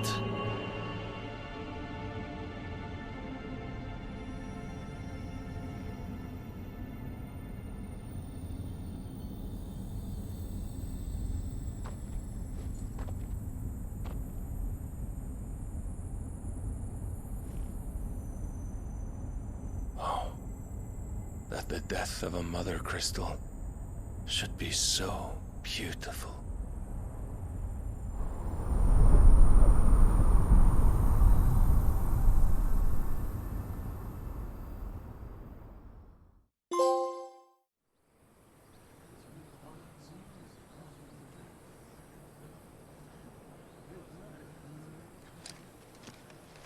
Some medicine, my lord?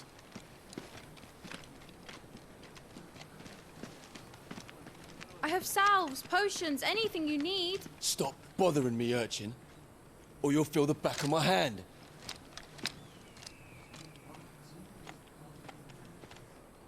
You must consider your health, my prince. If a show of force is needed to keep the Dhalmaks at bay, you may trust in your dragoons. I beg you to call on Bahamut only as a last resort. His strength comes at too great a cost. The Empire agreed to an armistice with the Republic, and yet the Emperor still plots its ruin. For now, the Dhalmaks suspect nothing, and as long as I can hold their gaze, war need not be inevitable. But more than that, Bahamut is the champion of the Empire.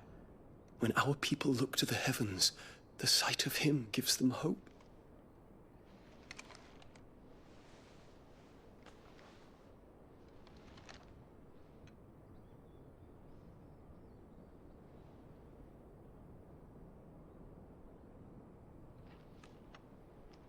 Forgive me, Terence. Would that you were my master. But alas. I will always be your loyal servant.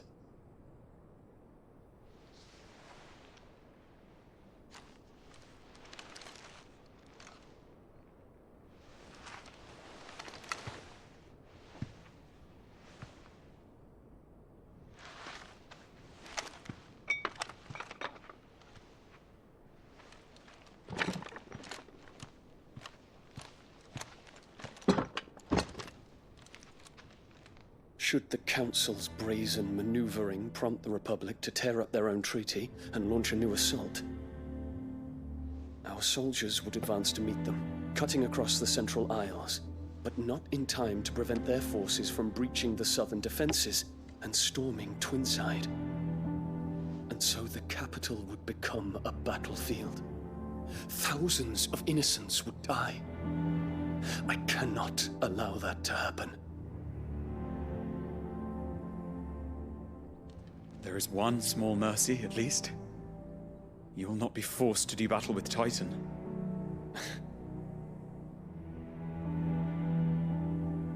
Would that I could avoid doing battle at all. 1,000 pardons, Your Highness. What is it?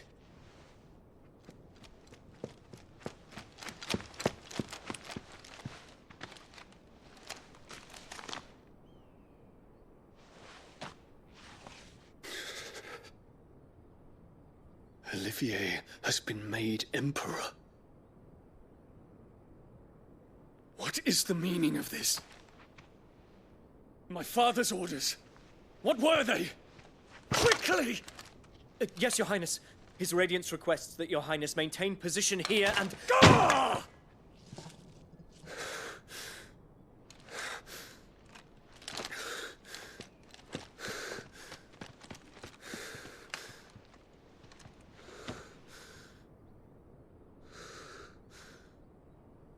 Terence. Yes, my prince. I must go to the palace. I'll ready your steed.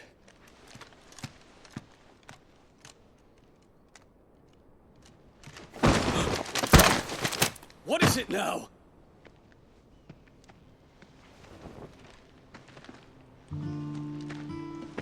Forgive the intrusion, Your Highness.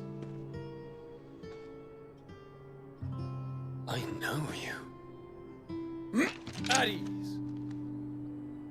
We stand in the presence of the Phoenix. You wouldn't want to get your fingers burned. I hope I'm not interrupting. Not at all.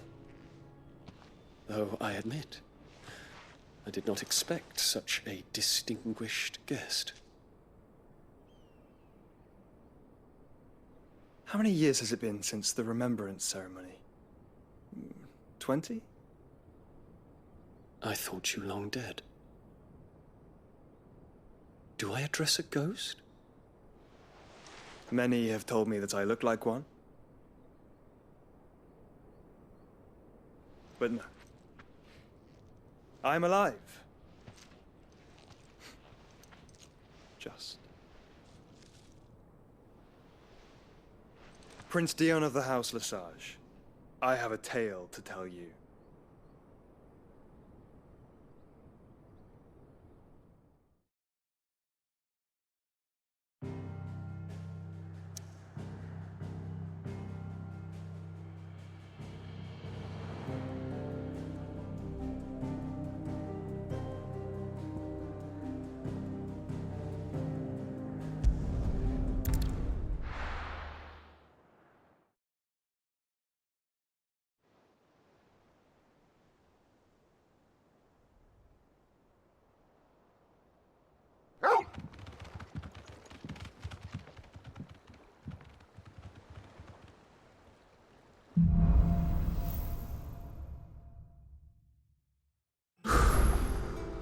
give Otto the good news. What ways need Welcome home, Sid.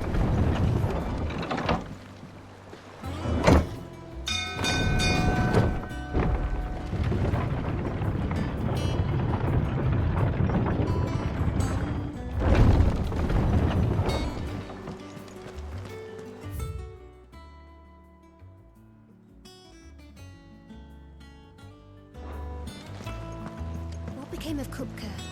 Why haven't we heard anything?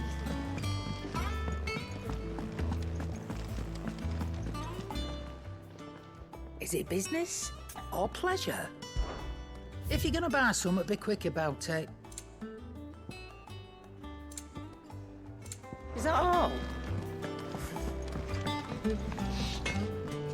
What do you need? What do you want?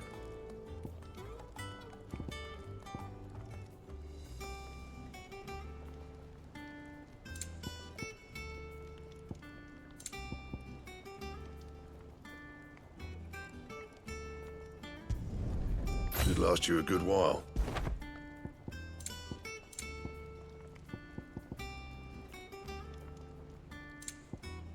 And?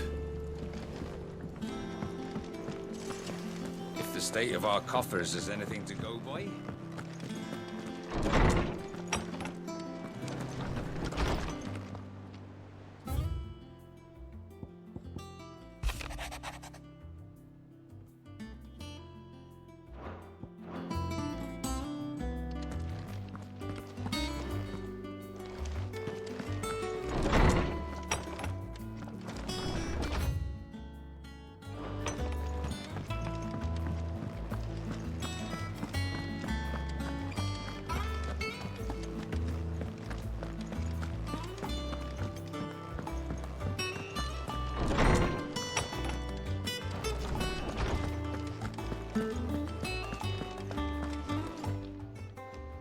My knowledge is yours. I have a few new notes that might interest you.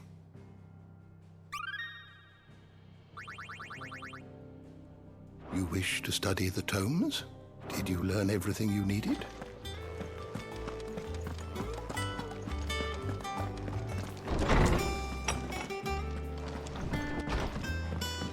Ugh, I'm never drinking.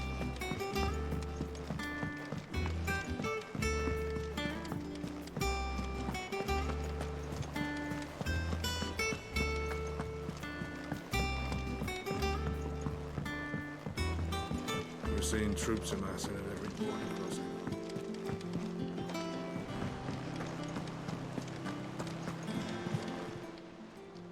Oh, I wasn't expecting you back so.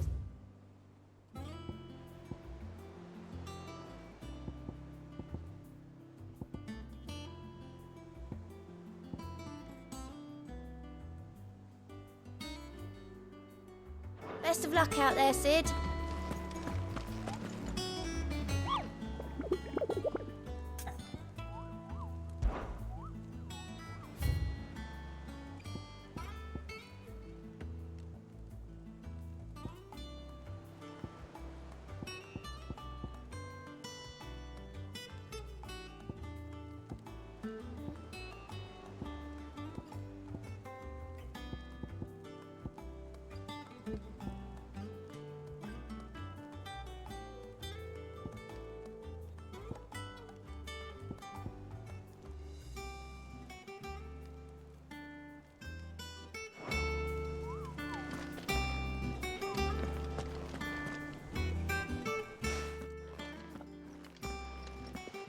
Clive, you're back. I am. And with glad tidings for once. Hugo Kupka is no more. Well, I'll be. All of our comrades who lost their lives back at Sid's place be smiling down at you right now. We had a stolus from Lubor saying Drake's fang had fallen. I expect that was your doing as well, was it? It's a long story. One for the history books, I'll bet. Welcome home, Clive. It's good to be back. You look better. I feel it. Which means I'm coming on your next little adventure. You're not leaving me behind again. Wouldn't dream of it. Otto, any word on the Royalist movement since I've been away? Shouldn't you be putting your feet up? If you really want to know, go and have a word with Vivian. Thank you. I will.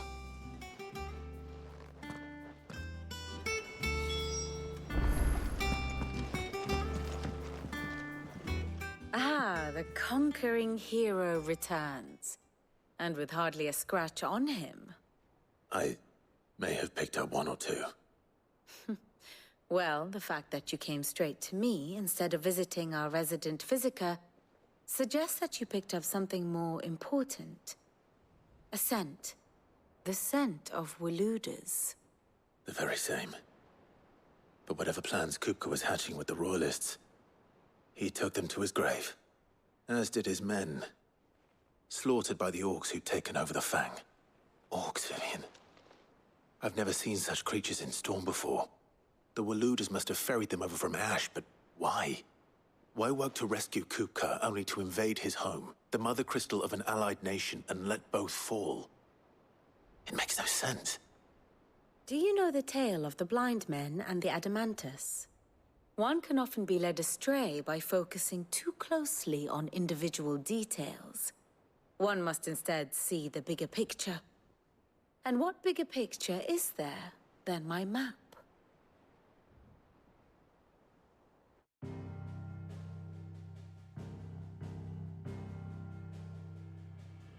The Kingdom of Waloed claims dominion over all of Ash. It is a nation forged by the bloody conquest of Barnabas Tharm, the dominant of Odin. The Canvarian War of Independence in 849. The Battle of the Twin Realms in 865. The Battle of Belinus Tor in 873. Wheresoever his armies fought, Odin was found where the fighting was fiercest. But of late, the warrior king appears to have laid his sword to rest. Battle rages for control of the crystalline dominion. Yet Tharm sends not a single ship in support of his Dhalmakian allies. Meanwhile, the Blight ravages great swathes of Ash. Yet warlike Waloed shows not the faintest interest in laying claim to untouched lands. So why go to the trouble of sending an army of orcs into the heart of Drake's Fang, only to make no attempt to claim the Mother Crystal for Waloed? It can hardly be for lack of men. Tharm's armies rival any in the Twins. No. We have not seen the last of the Waluda standard. Odin will ride again. It is but a question of when. And on that day, who will be trampled underfoot?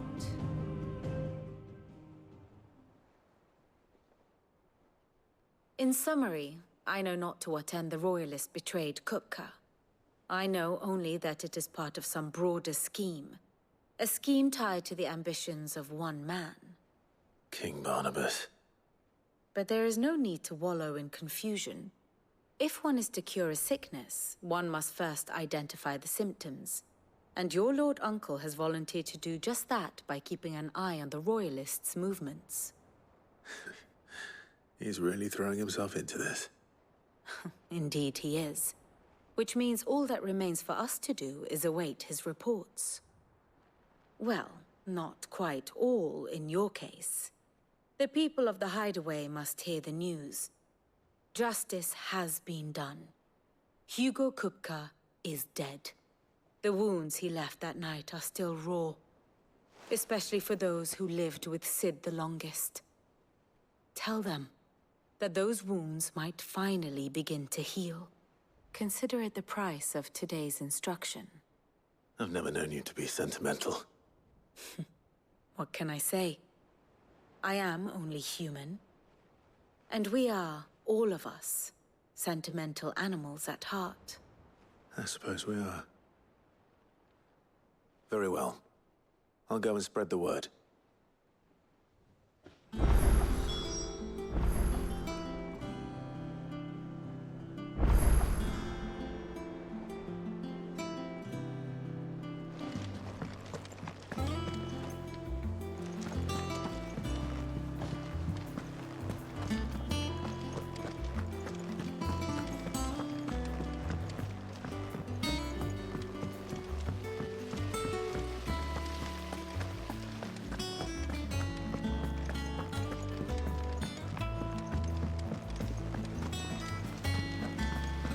Editors started reading books that don't have any pictures in.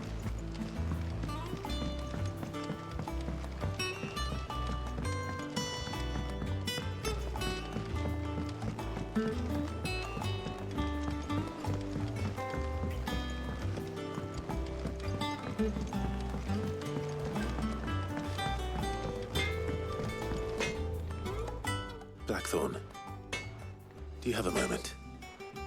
What is it? I'm busy. I wanted to tell you that Hugo Cooker is dead.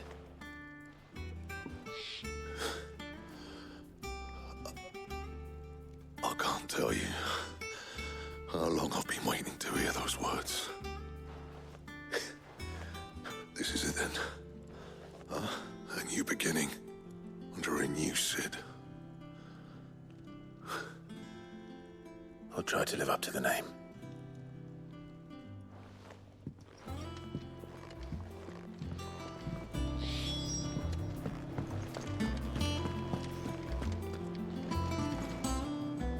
Well, someone looks pleased with himself. It's true what I'm hearing, then. Nothing escapes you, Lady Karen. It's true. Cooker is dead.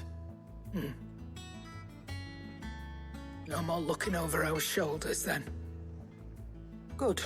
I'm starting to get a crick in my neck. Don't let it go to your head, though.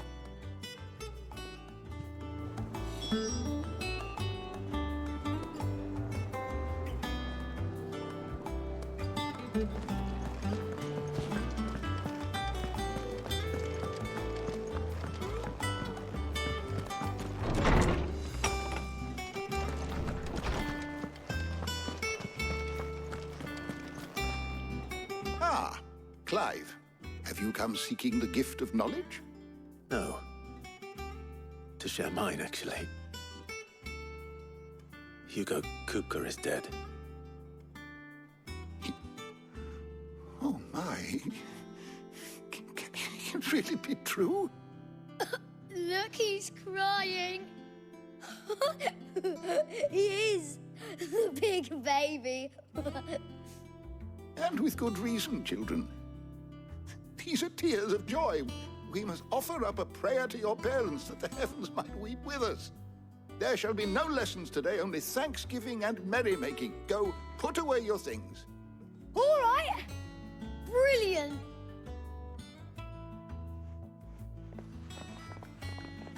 Finally, a new dawn has broken. It has. Thank you, Clive. I cannot wait to share the good news. Hippocrates. After Cooker fell, Ultima came to me. I need to know what he is. Have you learned anything? Alas, no. And not for want of trying. I have scoured nigh every historical tome in our collection and found nothing. Not even the sort of conspicuous absence that might suggest a concealment of fact. One is almost tempted to conclude that such a creature never existed. But I saw him. With my own eyes. I don't doubt that you did. Alas, it seems you are the only one who has. To others, he reveals naught. We see only that which he leaves in his wake, like some terrible force of nature beyond the ken of mortal man. A bringer of death. Whether the Ultima you met with was the being itself, or merely another projection of its power, I know not. But until I do, my investigations shall continue. Thank you. It means a lot. Right. Let's see if Otto has anything else for me.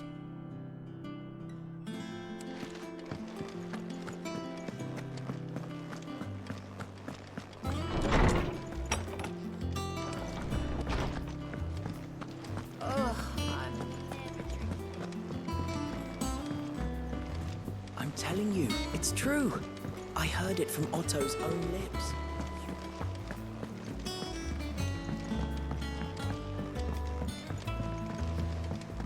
We're seeing troops amassing at every border crossing. You barely sat down since you came home. Vivian got you running errands or something?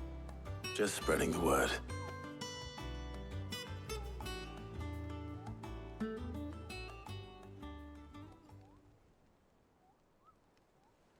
So, the Professor's got a soft side, has she?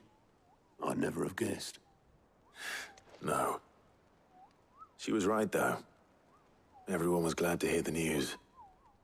Ah, but you ain't told everyone. I can think of plenty of friends back at the old hideaway who'd sleep more peacefully for knowing. Not least of all Sid. You should tell him. You're right. I should. And I will. Well, when you do, be sure to take Mid with you. She's been going at it hammer and tongs down in that workshop of hers, trying to do her father proud. I can't remember the last time she visited the old sod's grave. Very well. I'll suggest it.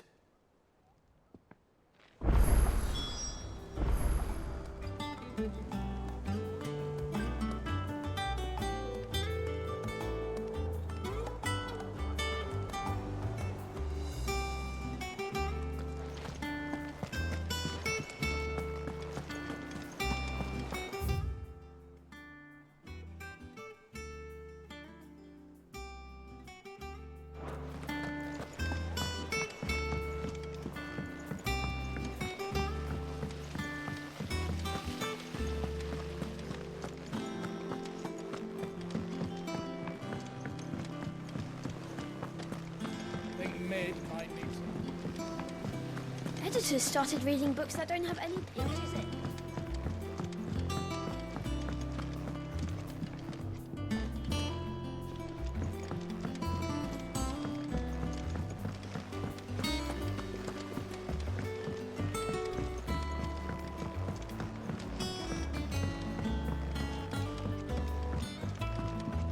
If I don't come up with something soon. All right, Clive? What do you want? I'm going to visit Sid, and I thought you might like to come with me. Sorry, I'm too busy for all that right now. I've got to get this thermal displacement stack sorted. Thermal... Displacement stack. Here. And this is for... Only the fastest, finest ship the world has ever seen. The Enterprise. Me and my dad designed it together. Where other vessels rely on the fickle winds to drive them through the water, ours is fitted with mithril engines. And those things have got more push than a behemoth in a bad mood, and more heat than all the hells put together. Which is where the stack comes in. I may have already talked some tight-lipped shipwrights into putting the hull together for me in a little dockyard in Canva. But the stack's a bit more involved, so I'm building it here. Thing is, it's so involved that I'm running behind and it's starting to hold things up over at the shipyard. I'll come and see my dad, though, when I'm done. Whenever that is. Is there anything I can do to help? Good old Clive. I were hoping you'd say that. First things first, I need some parts meching. The stack will be made up of 3 major components. There's the plating, here, that channels hot vapors away from the engine. The helm over the top, that disperses all that heat into the air. And the shielding around the sides. That stops the rest of the ship from going up in flames. A full suit of armor, then. Probably best to take it one piece at a time. Then you'll need to start with the plating. Everything else fits onto it. I've got the designs and the list of materials here. Show these to Blackthorn. He'll know what to do. I can't make head nor tail of them. Luckily, you don't need to.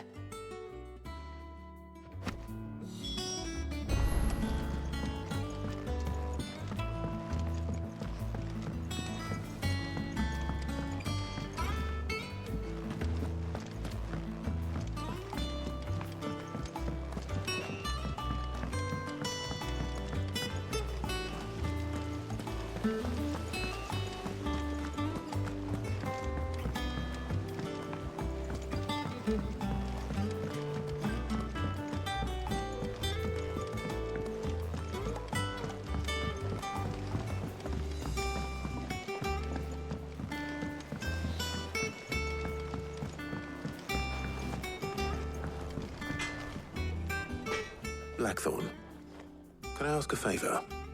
Out with it. It's for Mid.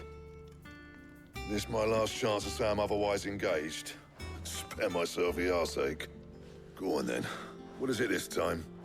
She said you would know. Here.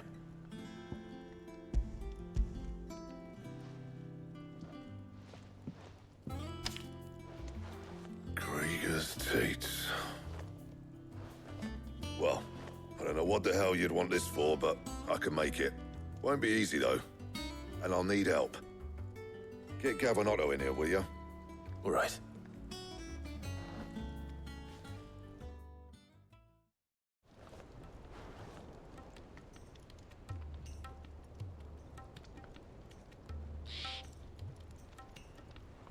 So Mid's roped us all in here again, has she? Typical. Still, if that's what it takes to get her to visit Sid's grave, I'll do what I can. And, what is it we need to do, exactly? Take a look at this. It's this plating. The usual sword-grade steel won't work. We need something that can get very hot, very fast, and still keep its shape. That means an alloy. Something that won't break or buckle at the temperatures she's talking about. Which is where you lot come in. I need materials, and I've got my work cut out already. You'll have to fetch them. Now, there's a special kind of sand I'm after that you can only find out in the Velcroy. Stardust, they call it. As for the rest of the stuff, my usual supply should have it in stock. It just needs buying and bringing back here. Well, we'll get it done quicker if we split up. One of us should probably give you an hand coat in the sand. And the other can go and get the rest from this supplier. Right then. Well, make your minds up who's going where, we can get this over with.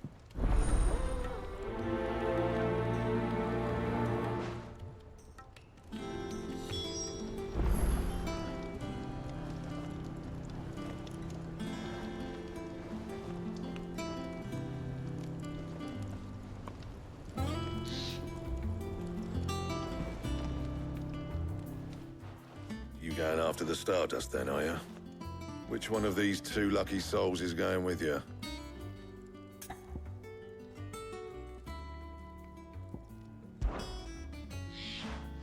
Gav, you're with me. All right, then. So, where do we find this Stardust stuff? There's a river that runs through the southern reaches of the Velcroy. It's the black sand that washes up on its banks that you're after. Southern reaches of the Velcroy, eh? That's down past Dhalmakia. I'll go and scout the place out. See about hiring us a wagon to bring the stuff back to. All right. I'll meet you by the river. While you're off having a paddle, I'll pick up the rest of the stuff from Blackthorn's supplier. Take care. You two, eh? Don't go letting him fleece ya. Fleece me? I'd like to see him try. In your own time.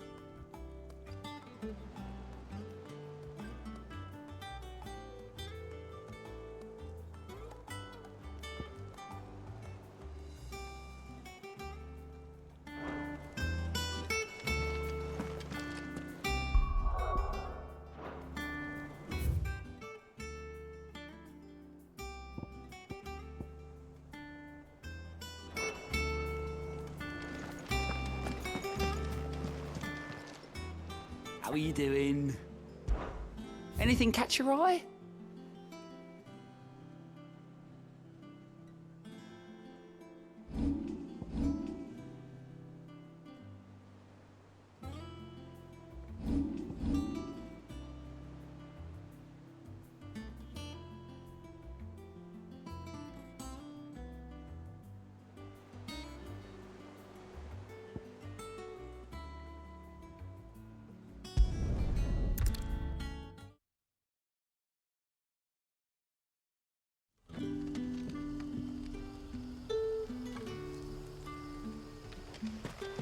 Good day to you.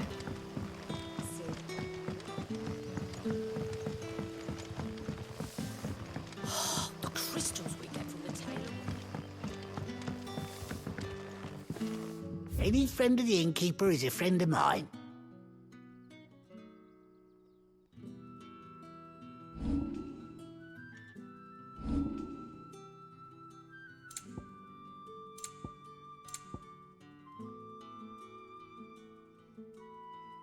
You're always welcome here in Lostwing.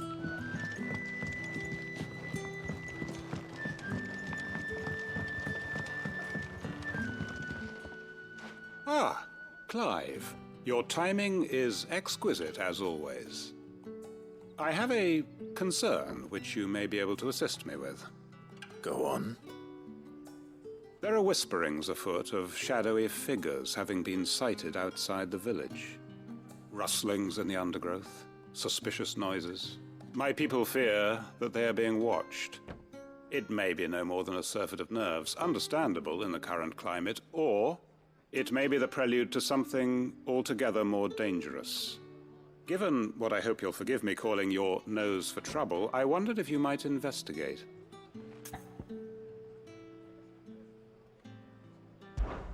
Of course. Excellent. You might begin by speaking with the good citizens of Lostwing. Listen to their tales, and make what you will of them. All right. I will.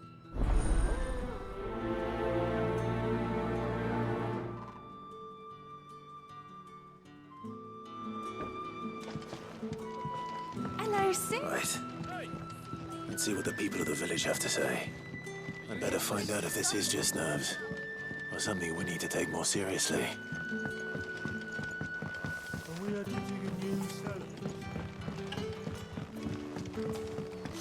The crystals we get from the tailor.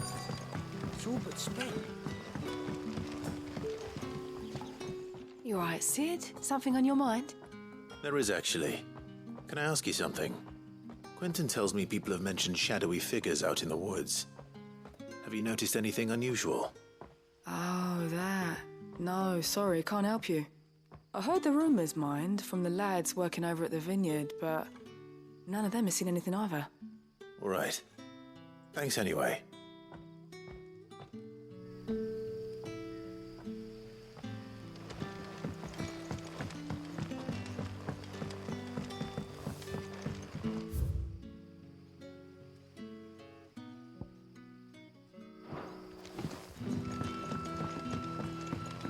You're quite talented with that rod of yours.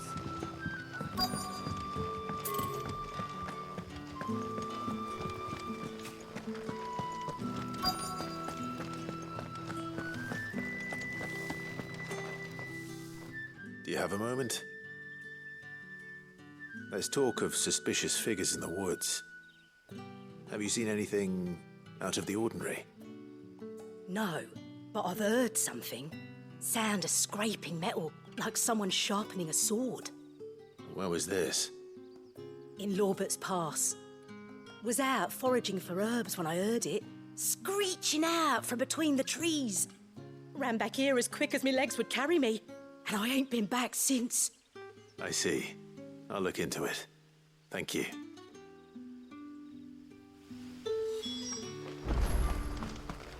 Seems Lorbert's Pass is our best bet then. What do you say, Torgal? Shall we go and investigate?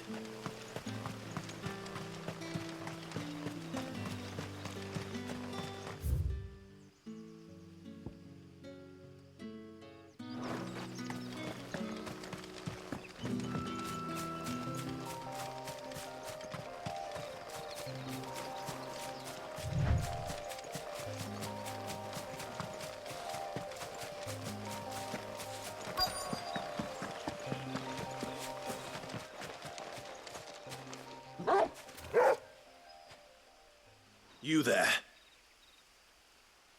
Fuck! He's seen us. Get them before they escape! Black Shields. Here. What the hell are you doing here? What is it to you? Not that we give a damn. All that matters to us is that you don't leave here alive. Mogul, still! Attack! This one.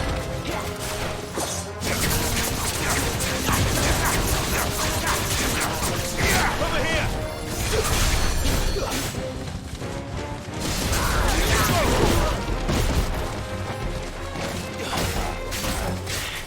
Get him! Over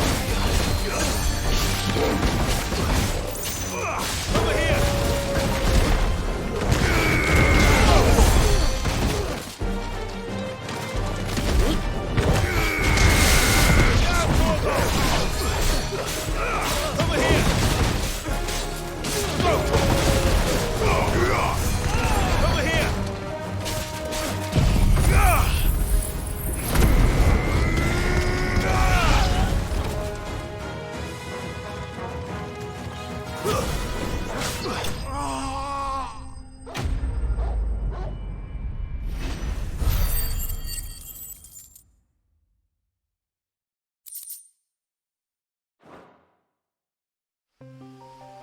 Why were they here? Were they planning an attack on Lost Wing?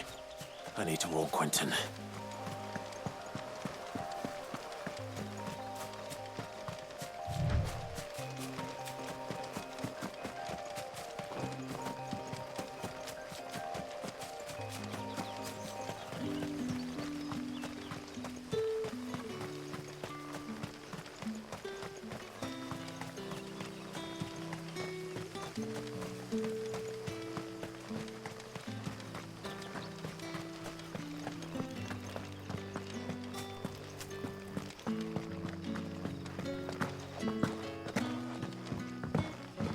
You're quite talented with that rod of yours. The crystals we get from the tailor all but...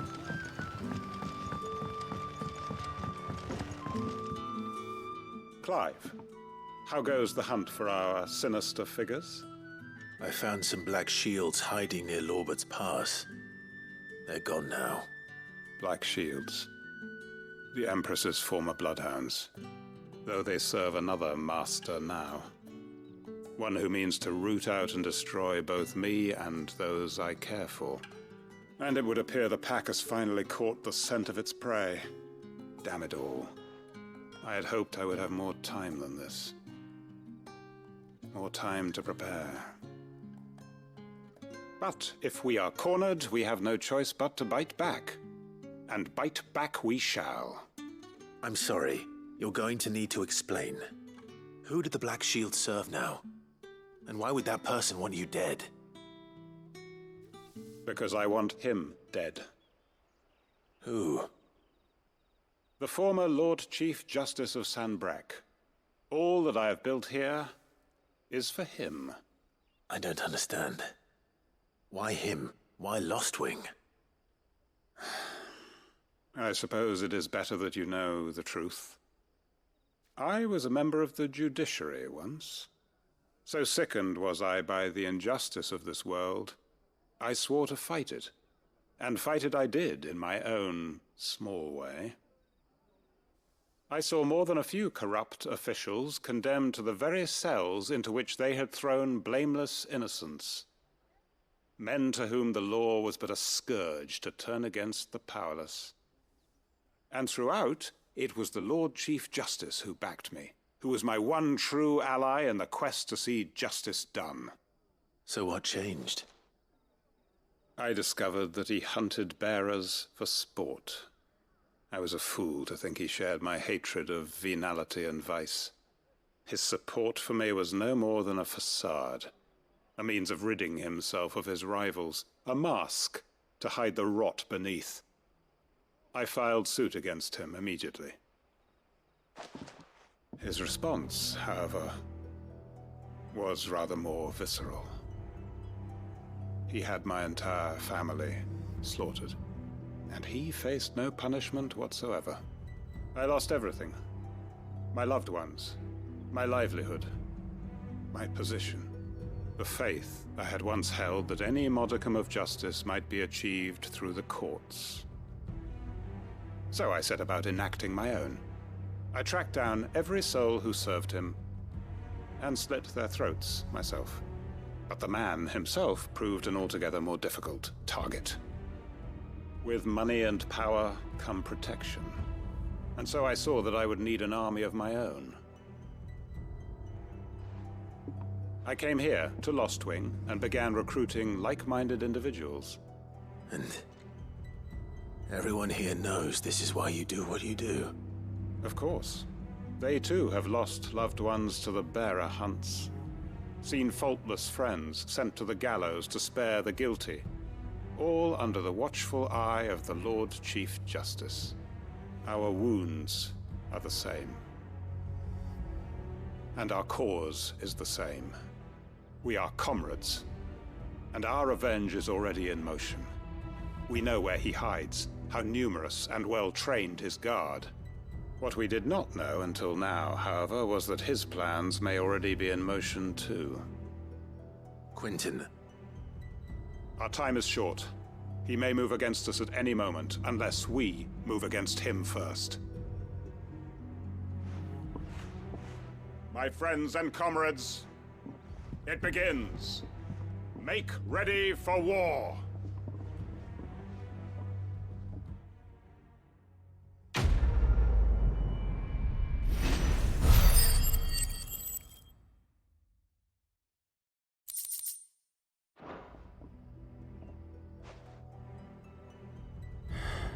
I'm not going to change his mind.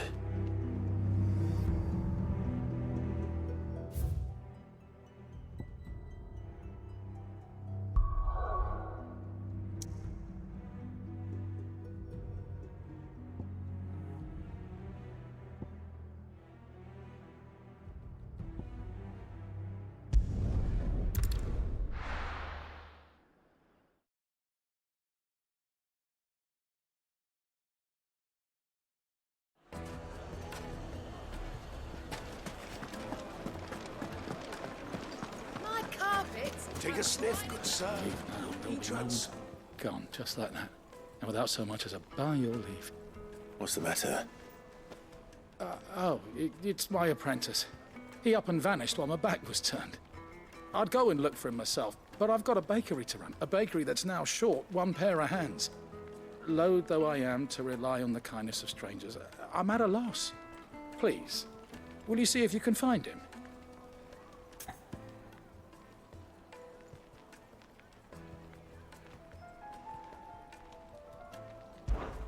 I'll see what I can do. Do you know where he might have gone? I wouldn't be surprised if he was off somewhere mooning at Drake's Fang. He used to work there, you see. Poor fool left his heart in its hollow. All right. Then that's where I'll start.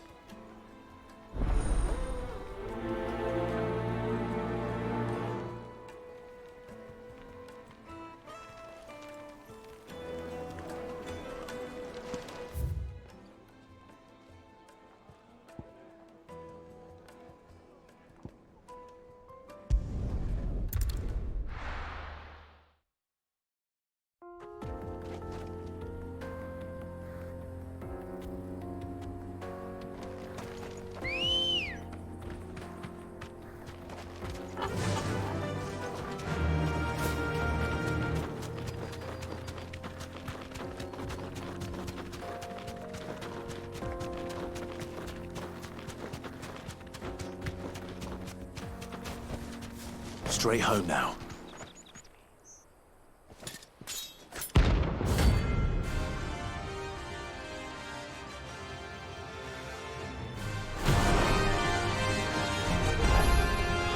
My blade yet hungers, its wine. Come, let us feast on your flesh.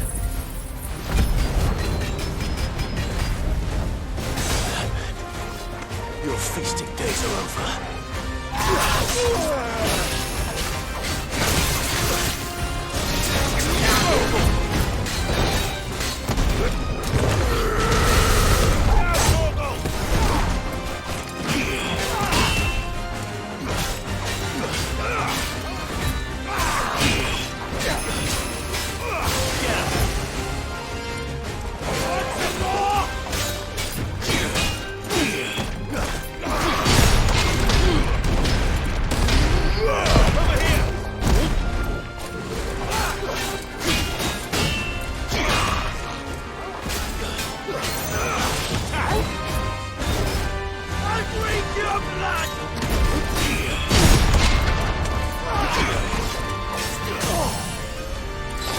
This one. Get him.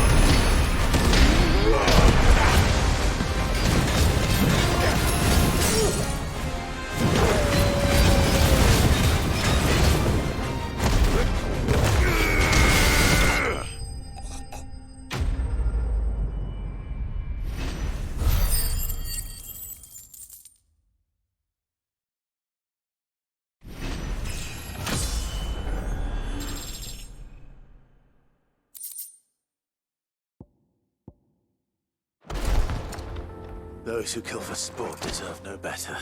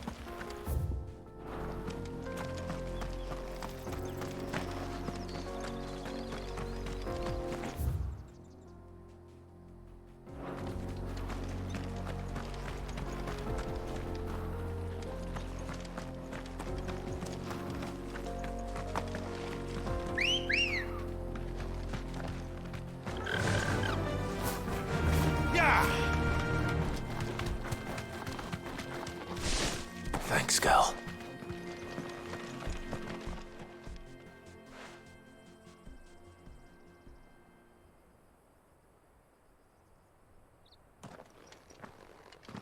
Excuse me. What do you want? The baker sent me to find you. I am a sorry, selfish sod, aren't I? Certainly not a baker. Master must have ruled the day he took me in. Time was the sight of the fang used to calm my nerves. But now look at her. I take it you missed the Mother Crystal. I hated her. But she was all I knew. Worked her mines for years. And when she shattered, part of me shattered with her. I had to trade my pickaxe for a rolling pin. But I'm no good at baking. Every loaf I touch collapses. My bread's as hollow as I am. She was the only thing that could fill the hole inside me. Oh, I loved her, damn it. But now she's gone. She's never coming back. What am I supposed to do? I ask her. How does a shell of a man learn to live again?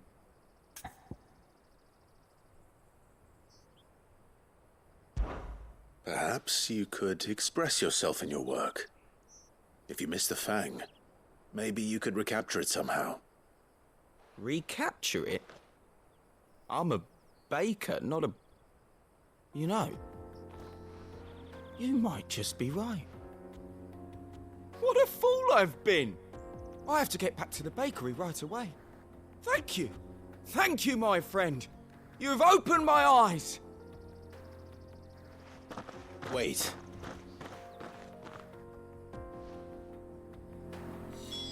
Suppose you won't be needing an escort then.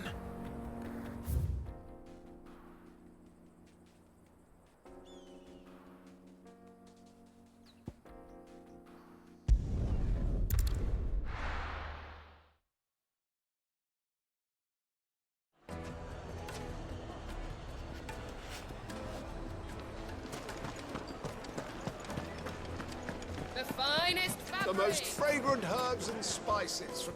Ah, there you are. The man who lit a fire under my wayward apprentice. Though I worry you might have stoked the flames a little too high. He damn near ran me down trying to get to my oven. Master, it's ready. Behold the Drake's Balm. A truly unique creation. I dare say it is. Just look at it. A perfect likeness of the Fang herself. Her steepled peaks, her fulsome spurs, her inviting hollow. True, my loaves collapse more often than not, but what's the Fang without her crater? Why, no Fang at all. And look, inside. She's filled to bursting with a bounty of beautiful crystals. Salt crystals! Master, I have found my purpose. I must use my work here to preserve the memory of the Fang. Well, if it tastes half as unique as it looks, I'd certainly say you're onto something. Not only is my apprentice back, but he's finally pulling his weight. With any luck, I might even have a new delicacy on my hands. I don't know how you did it, but you have my thanks.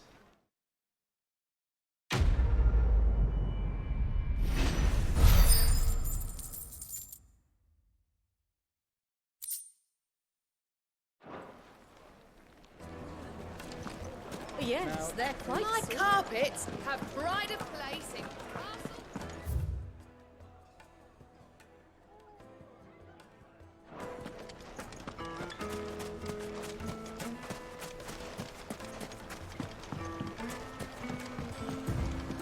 Looks like I found the river. Where's Gav? Come on. Yeah!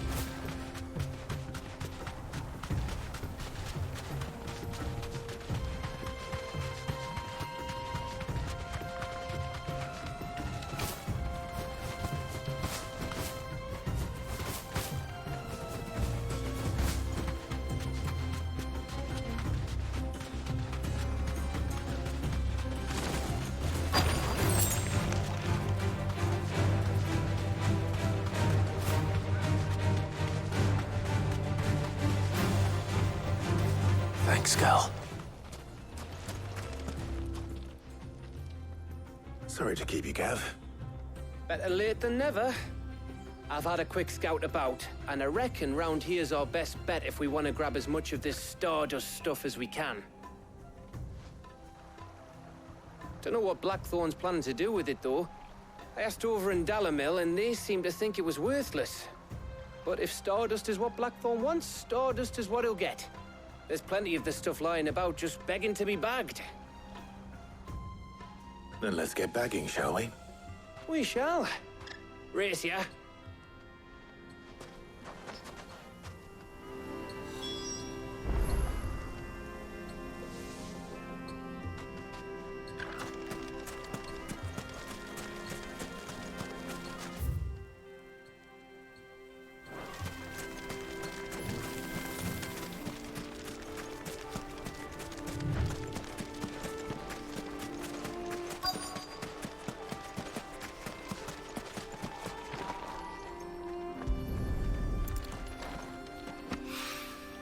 So this is Stardust.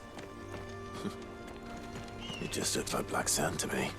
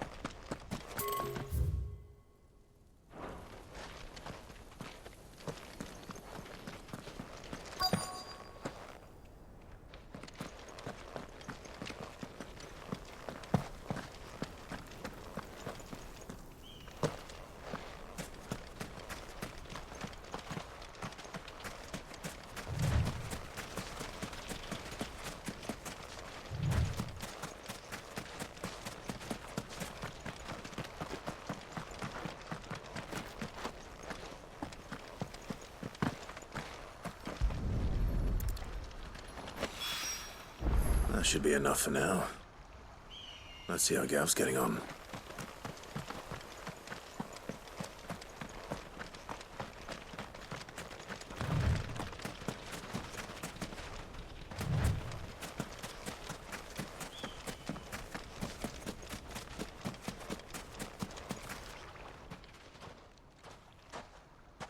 You finished? How much did you get? Enough. I hope.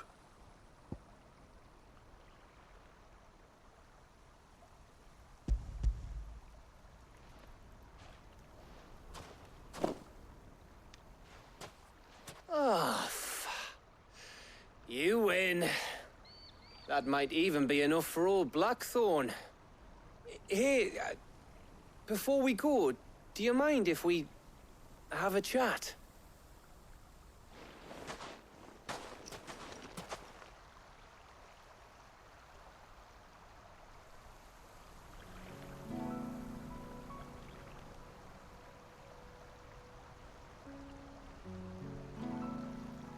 Feels like ages since we had the chance to talk. You know, man to man like. It does, doesn't it? Back when you first took Sid's name, we were talking all the time. Working out what to do in that. There was a lot to work out. And there still is. Those shoulders of yours starting to feel the strain? Hardly ever see you around the hideaway nowadays.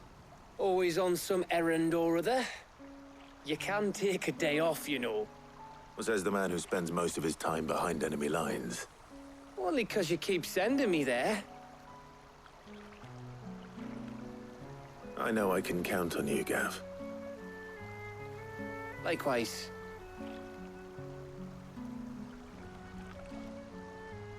So you keep sending me wherever you need to, and I'll keep going. Safe in the knowledge that I have a home to come back to. Thanks to you.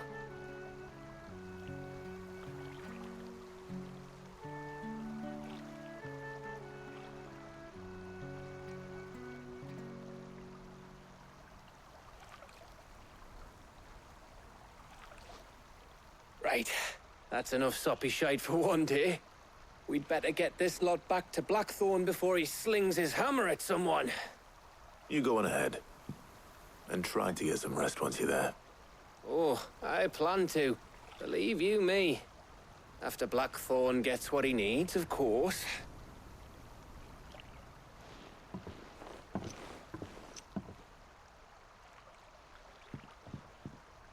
Right. Ready to go home, boy?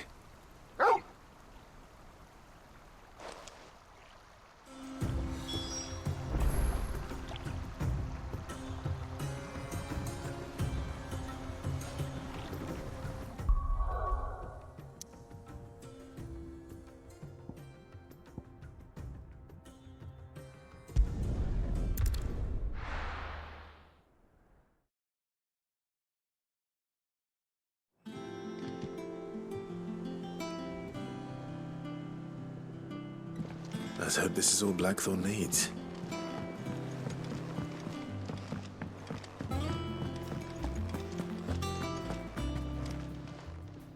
Well, don't just stand there gawping. If you're gonna buy something, be quick about it.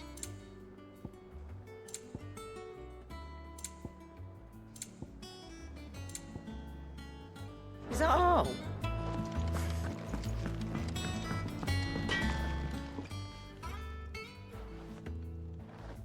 Blackthorn, got everything you need? Yeah. Yeah, I do. Cheers for the stardust. Should be enough to be getting on with. We should go out on maneuvers together more often. You know, it beats sneaking around on your Todd all the time. I'll make a start on putting this thermal plating together then. It'll take some time, mind. So if you've got other things to be getting on with, I could do without you breathing down my neck. Thank you, Blackthorn. I'll let Mid know construction's underway.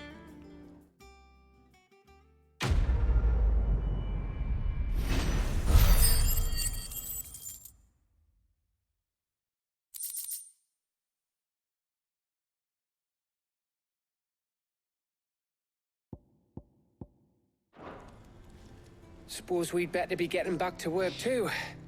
Give us a shout if you need anything.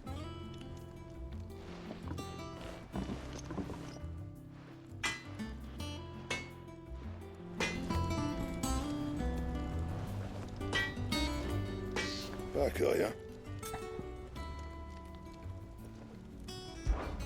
Not saying Fordian, do you?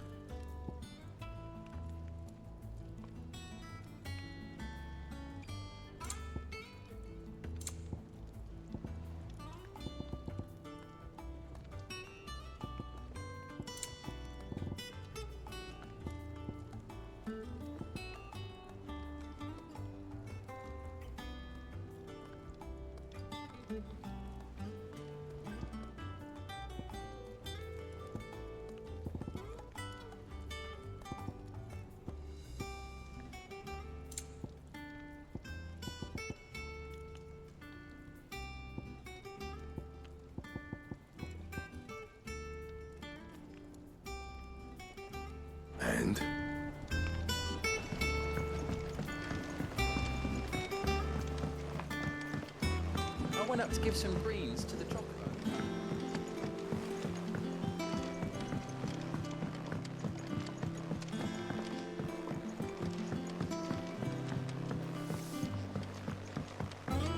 Mid hasn't been Editors started reading books that don't have any pictures in. I knew it was a good idea to have editors study alongside the children. It's really stoked.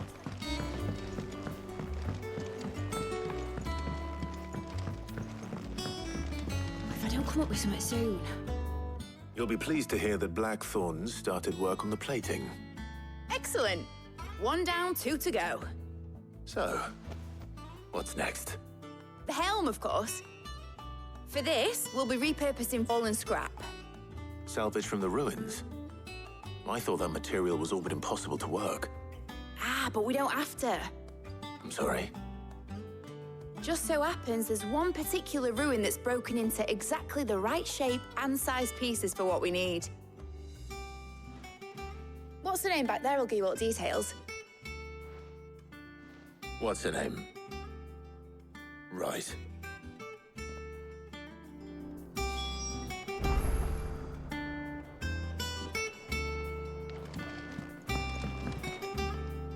Oh, Sid, is this about the helm?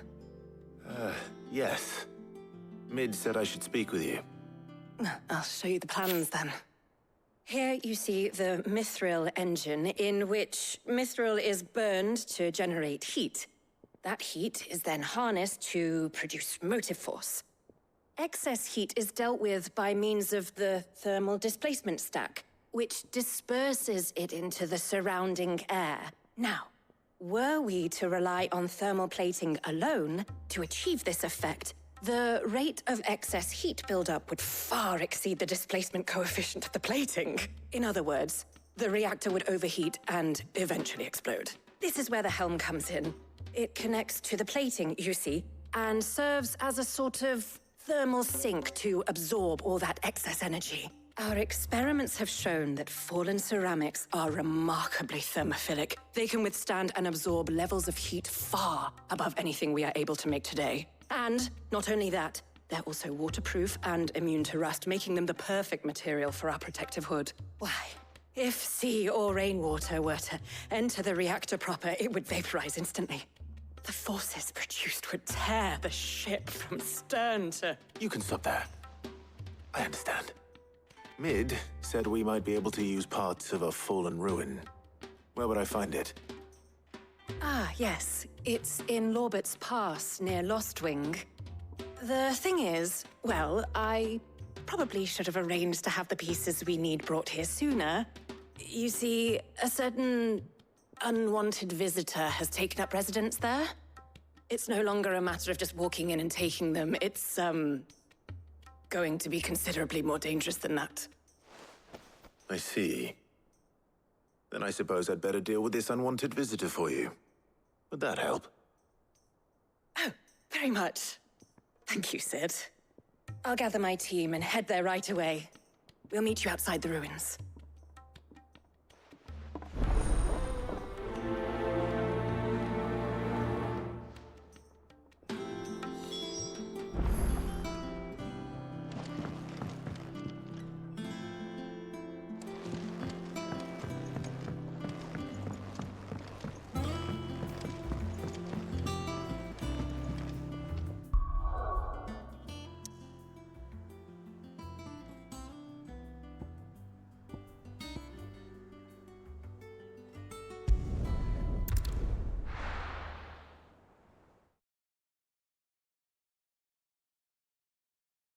I'll be taking you all to a storehouse in the Bales. Leave anything you don't need behind.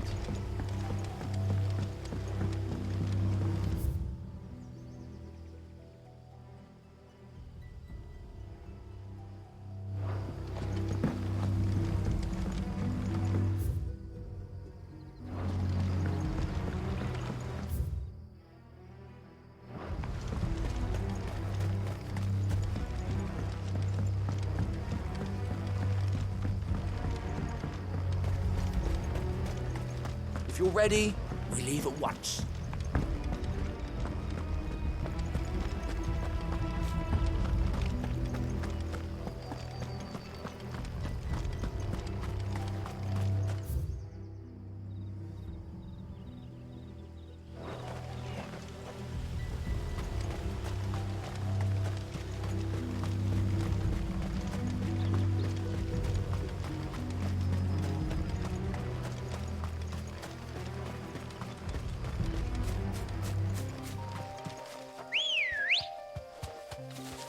Good girl. Faster!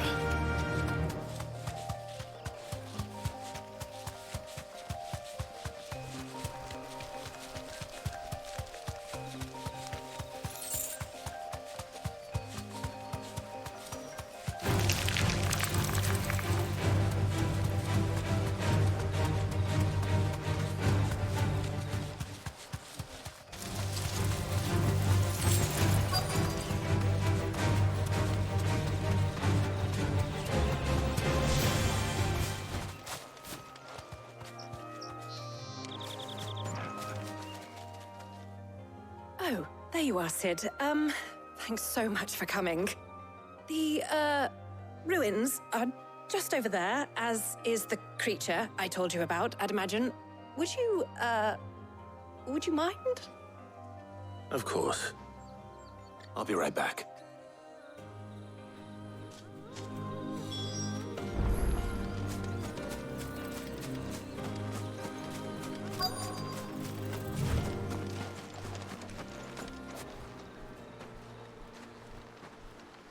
Anybody home?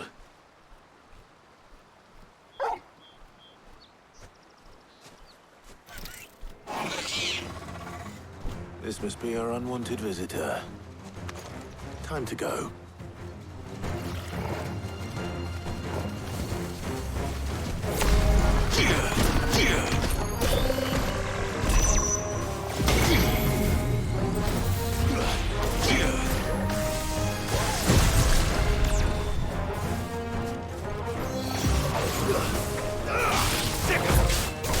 Let's try.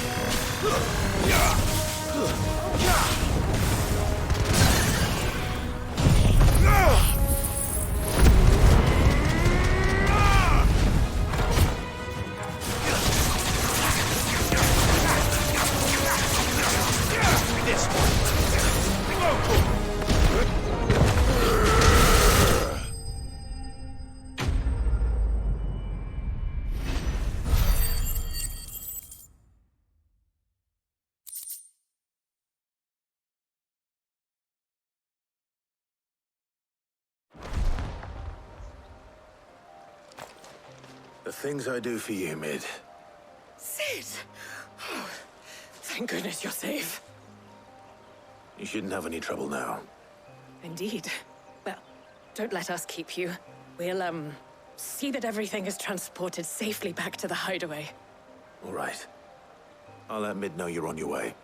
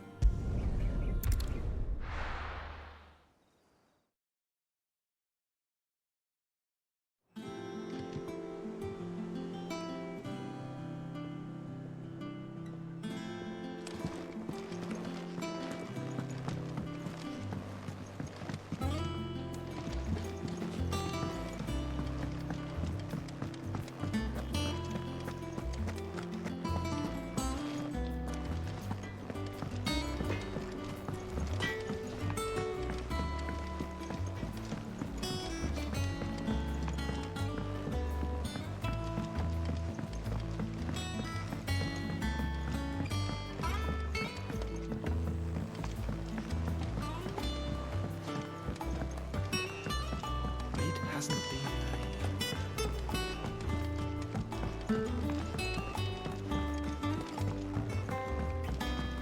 editors started reading books that don't have any pictures in.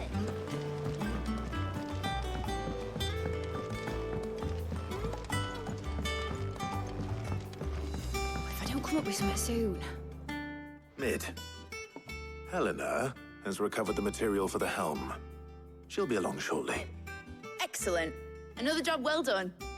And just one remaining. Right. Right, the shielding. This one's a bit of a bugger. How so? The plating's enough to stop the engines going pop, but those things will still be spitting out enough fire to set the rest of the ship ablaze. Which is why you need proper shielding. A prism for the dragon's breath that's blazing away inside. I thought a triple thick layer of tempered steel might do it. Or more of the stuff that the Fallen use, but they'd both be too heavy. The helm and the plating are bulky enough as it is. Add any more weight and the whole ship would be at the bottom of the briny before we'd even started. I need something light. But I've racked my brains and I just can't think what would do it. Well, if I were in need of obscure knowledge, I know whose counsel I would seek. Harpocrates. Tomes? Yeah, well, I'd thought of that, obviously. I've got all the details written down here. Can you take this to him, see what he makes of it? Right away.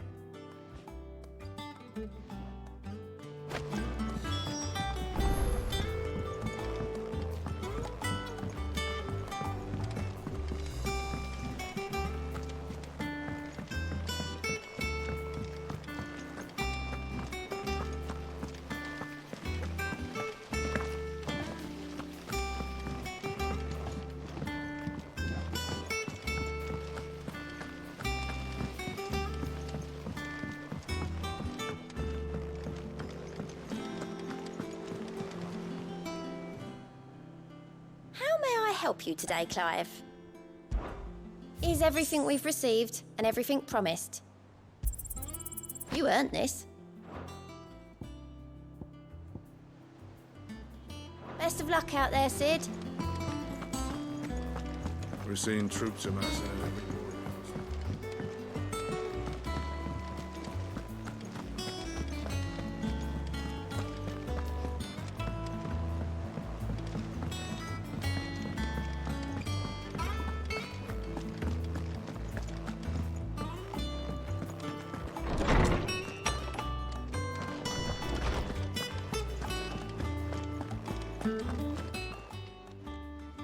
Harpocrates, do you have the moment? For you, Clive? Always. Well, actually, it's for Mid this time. Could you take a look at this?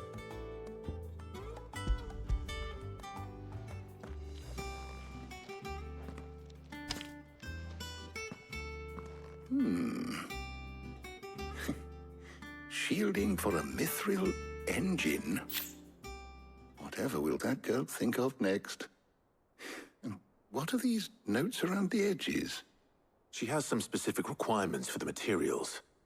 The shielding needs to be able to resist extreme heat on the inside, and yet remain cool enough on the outside not to set the ship alight, while also being light enough not to sink it. As you can imagine, she's struggling to find anything that meets her needs. I see. I wondered if you might know of a solution, or if you might be able to search the records for one. Perhaps it is not a different material she requires, but a different approach. What do you mean? Consider the lake we have made our home.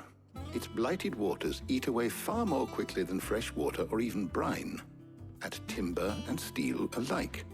And yet, we have made a home here from those very materials nonetheless. We have. But Bardolph must varnish every board twice over to keep it from rotting. And Obelus complains that without a constant supply of pitch. I see. Early Gregorian histories speak of a preparation known as moon dew.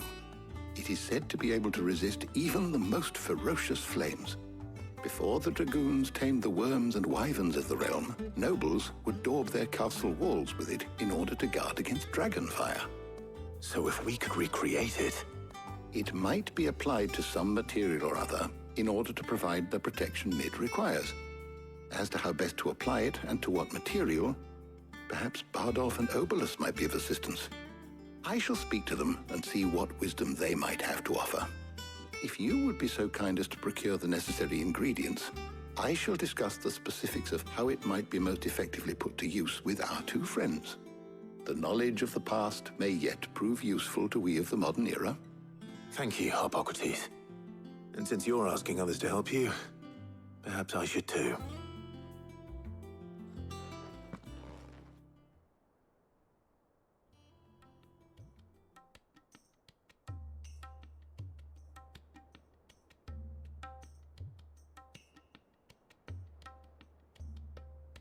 So you need a hand, do you? We do. I'll be heading to market for the ingredients we need. I could do with some help. And some company, too. The other can assist me in researching how best to prepare the shielding itself. Can we count on your aid? Always. Well, if Jill's game. Thank you. I am sure either of these fine young minds would prove indispensable in my research. I leave the decision as to who will go with whom in your capable hands, Clive.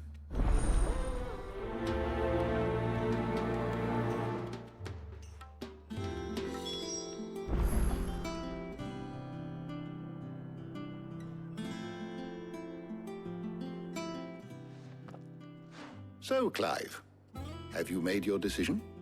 Who will accompany you on your little excursion? Very well. So then, what do we need to find? I have taken the liberty of preparing a list. Here. White chocobo eggs. Pepio nuts. Are you sure this list is right? Everything on here seems very edible. I would have thought the ingredients would be a little more exotic. Though these items may seem mundane, they have potent effects that are rarely exploited. Effects for which they were once highly prized. So much so, in fact, that they were harvested almost to extinction, hence moon dews having fallen from favor. Now, of course, they can be obtained with ease. You should be able to find everything you need at the market in Northreach. Is that so? I've been meaning to visit Northreach anyway. I'll set out now. Join me there when you're ready. I will. Until then. You two enjoy yourselves. You too, Talia.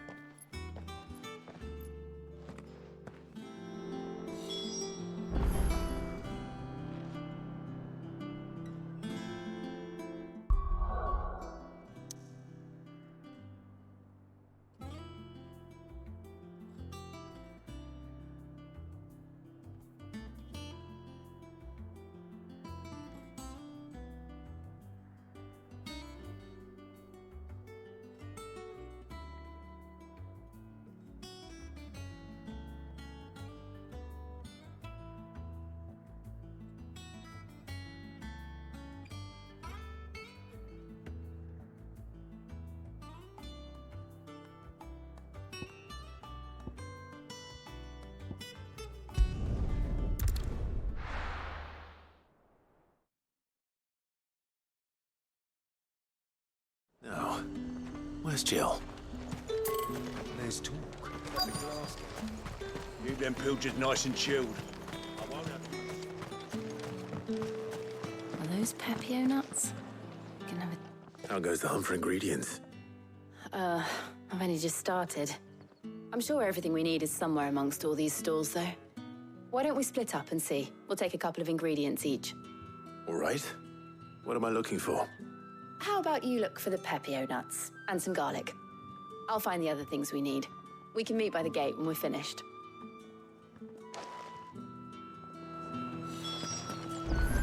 Up! You'll not find a bruised pippin in the... Fresh cuts! Come and get them before... You haven't much, but you're free to look. Ah, yes.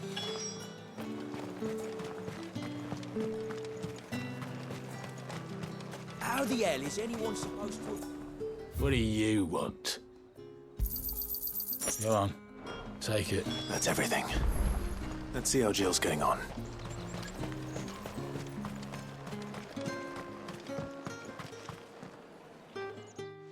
Did you find everything? I did. Here.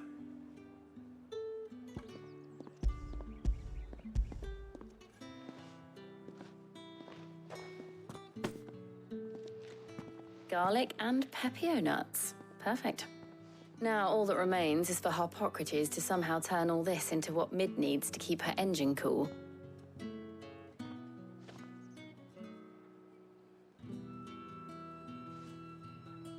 But before we head back, would you walk with me a while?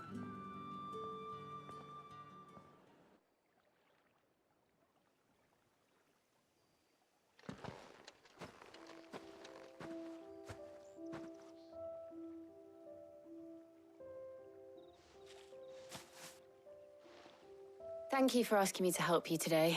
It makes a nice change. It does.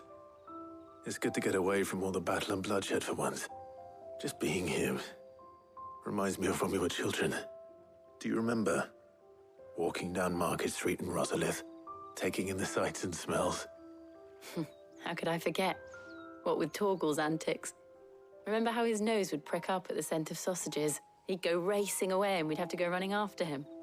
We wouldn't catch you now, would we, boy? Was there anything you wanted to buy for yourself while we're here? There was, yes. Well, sort of. Molly in the kitchens told me about a place that sells particularly good pies. Thought you might like to share one with me. I would. Thank you. And I saw some bread.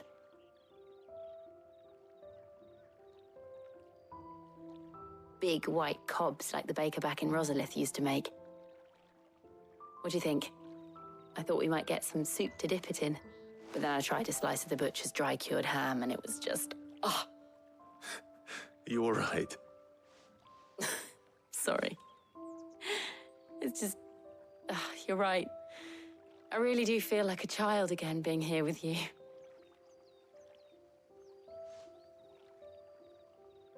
Clive.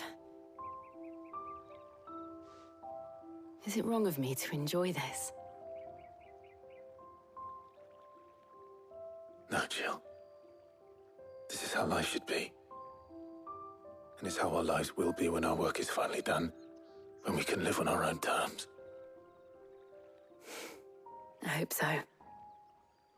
Thank you, Clive.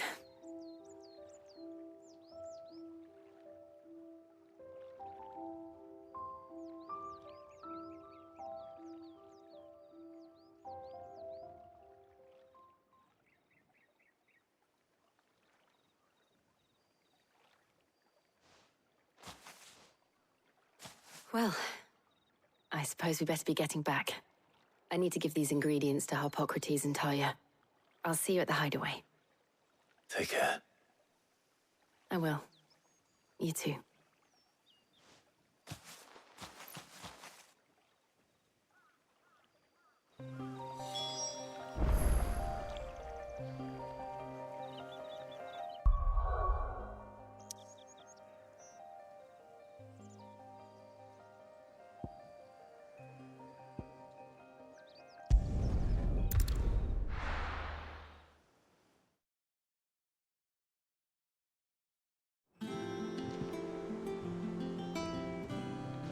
I wonder how Harpocrates is getting on with the moon dew.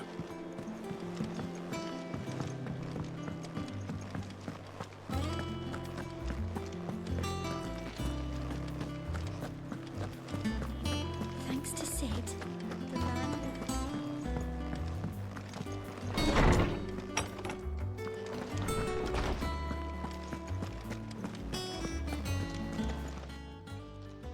How's work on the shielding progressing, Harpocrates? Well, very well indeed. And thanks in no small part to your kind assistance. I was just explaining to Talia how we might best go about preparing the moon dew. And now that we have all the ingredients, we may begin.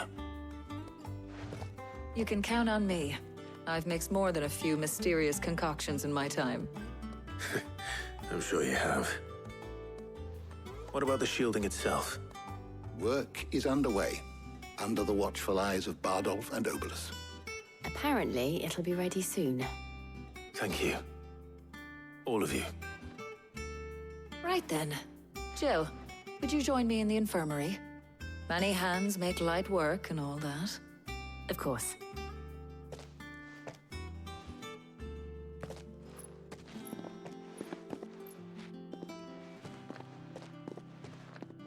Oh, and Clive, thank you.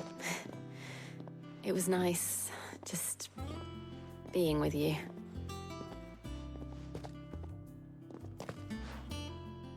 It appears our work here is almost at an end. A shame. I was enjoying playing the man of action for once. When both the shielding and the moondew are ready, it will merely be a matter of applying the one to the other. Followed by a rigorous process of testing and retesting, of course. Perhaps someone ought to warn young Mid of that. Leave it to me. Thank you, Hippocrates.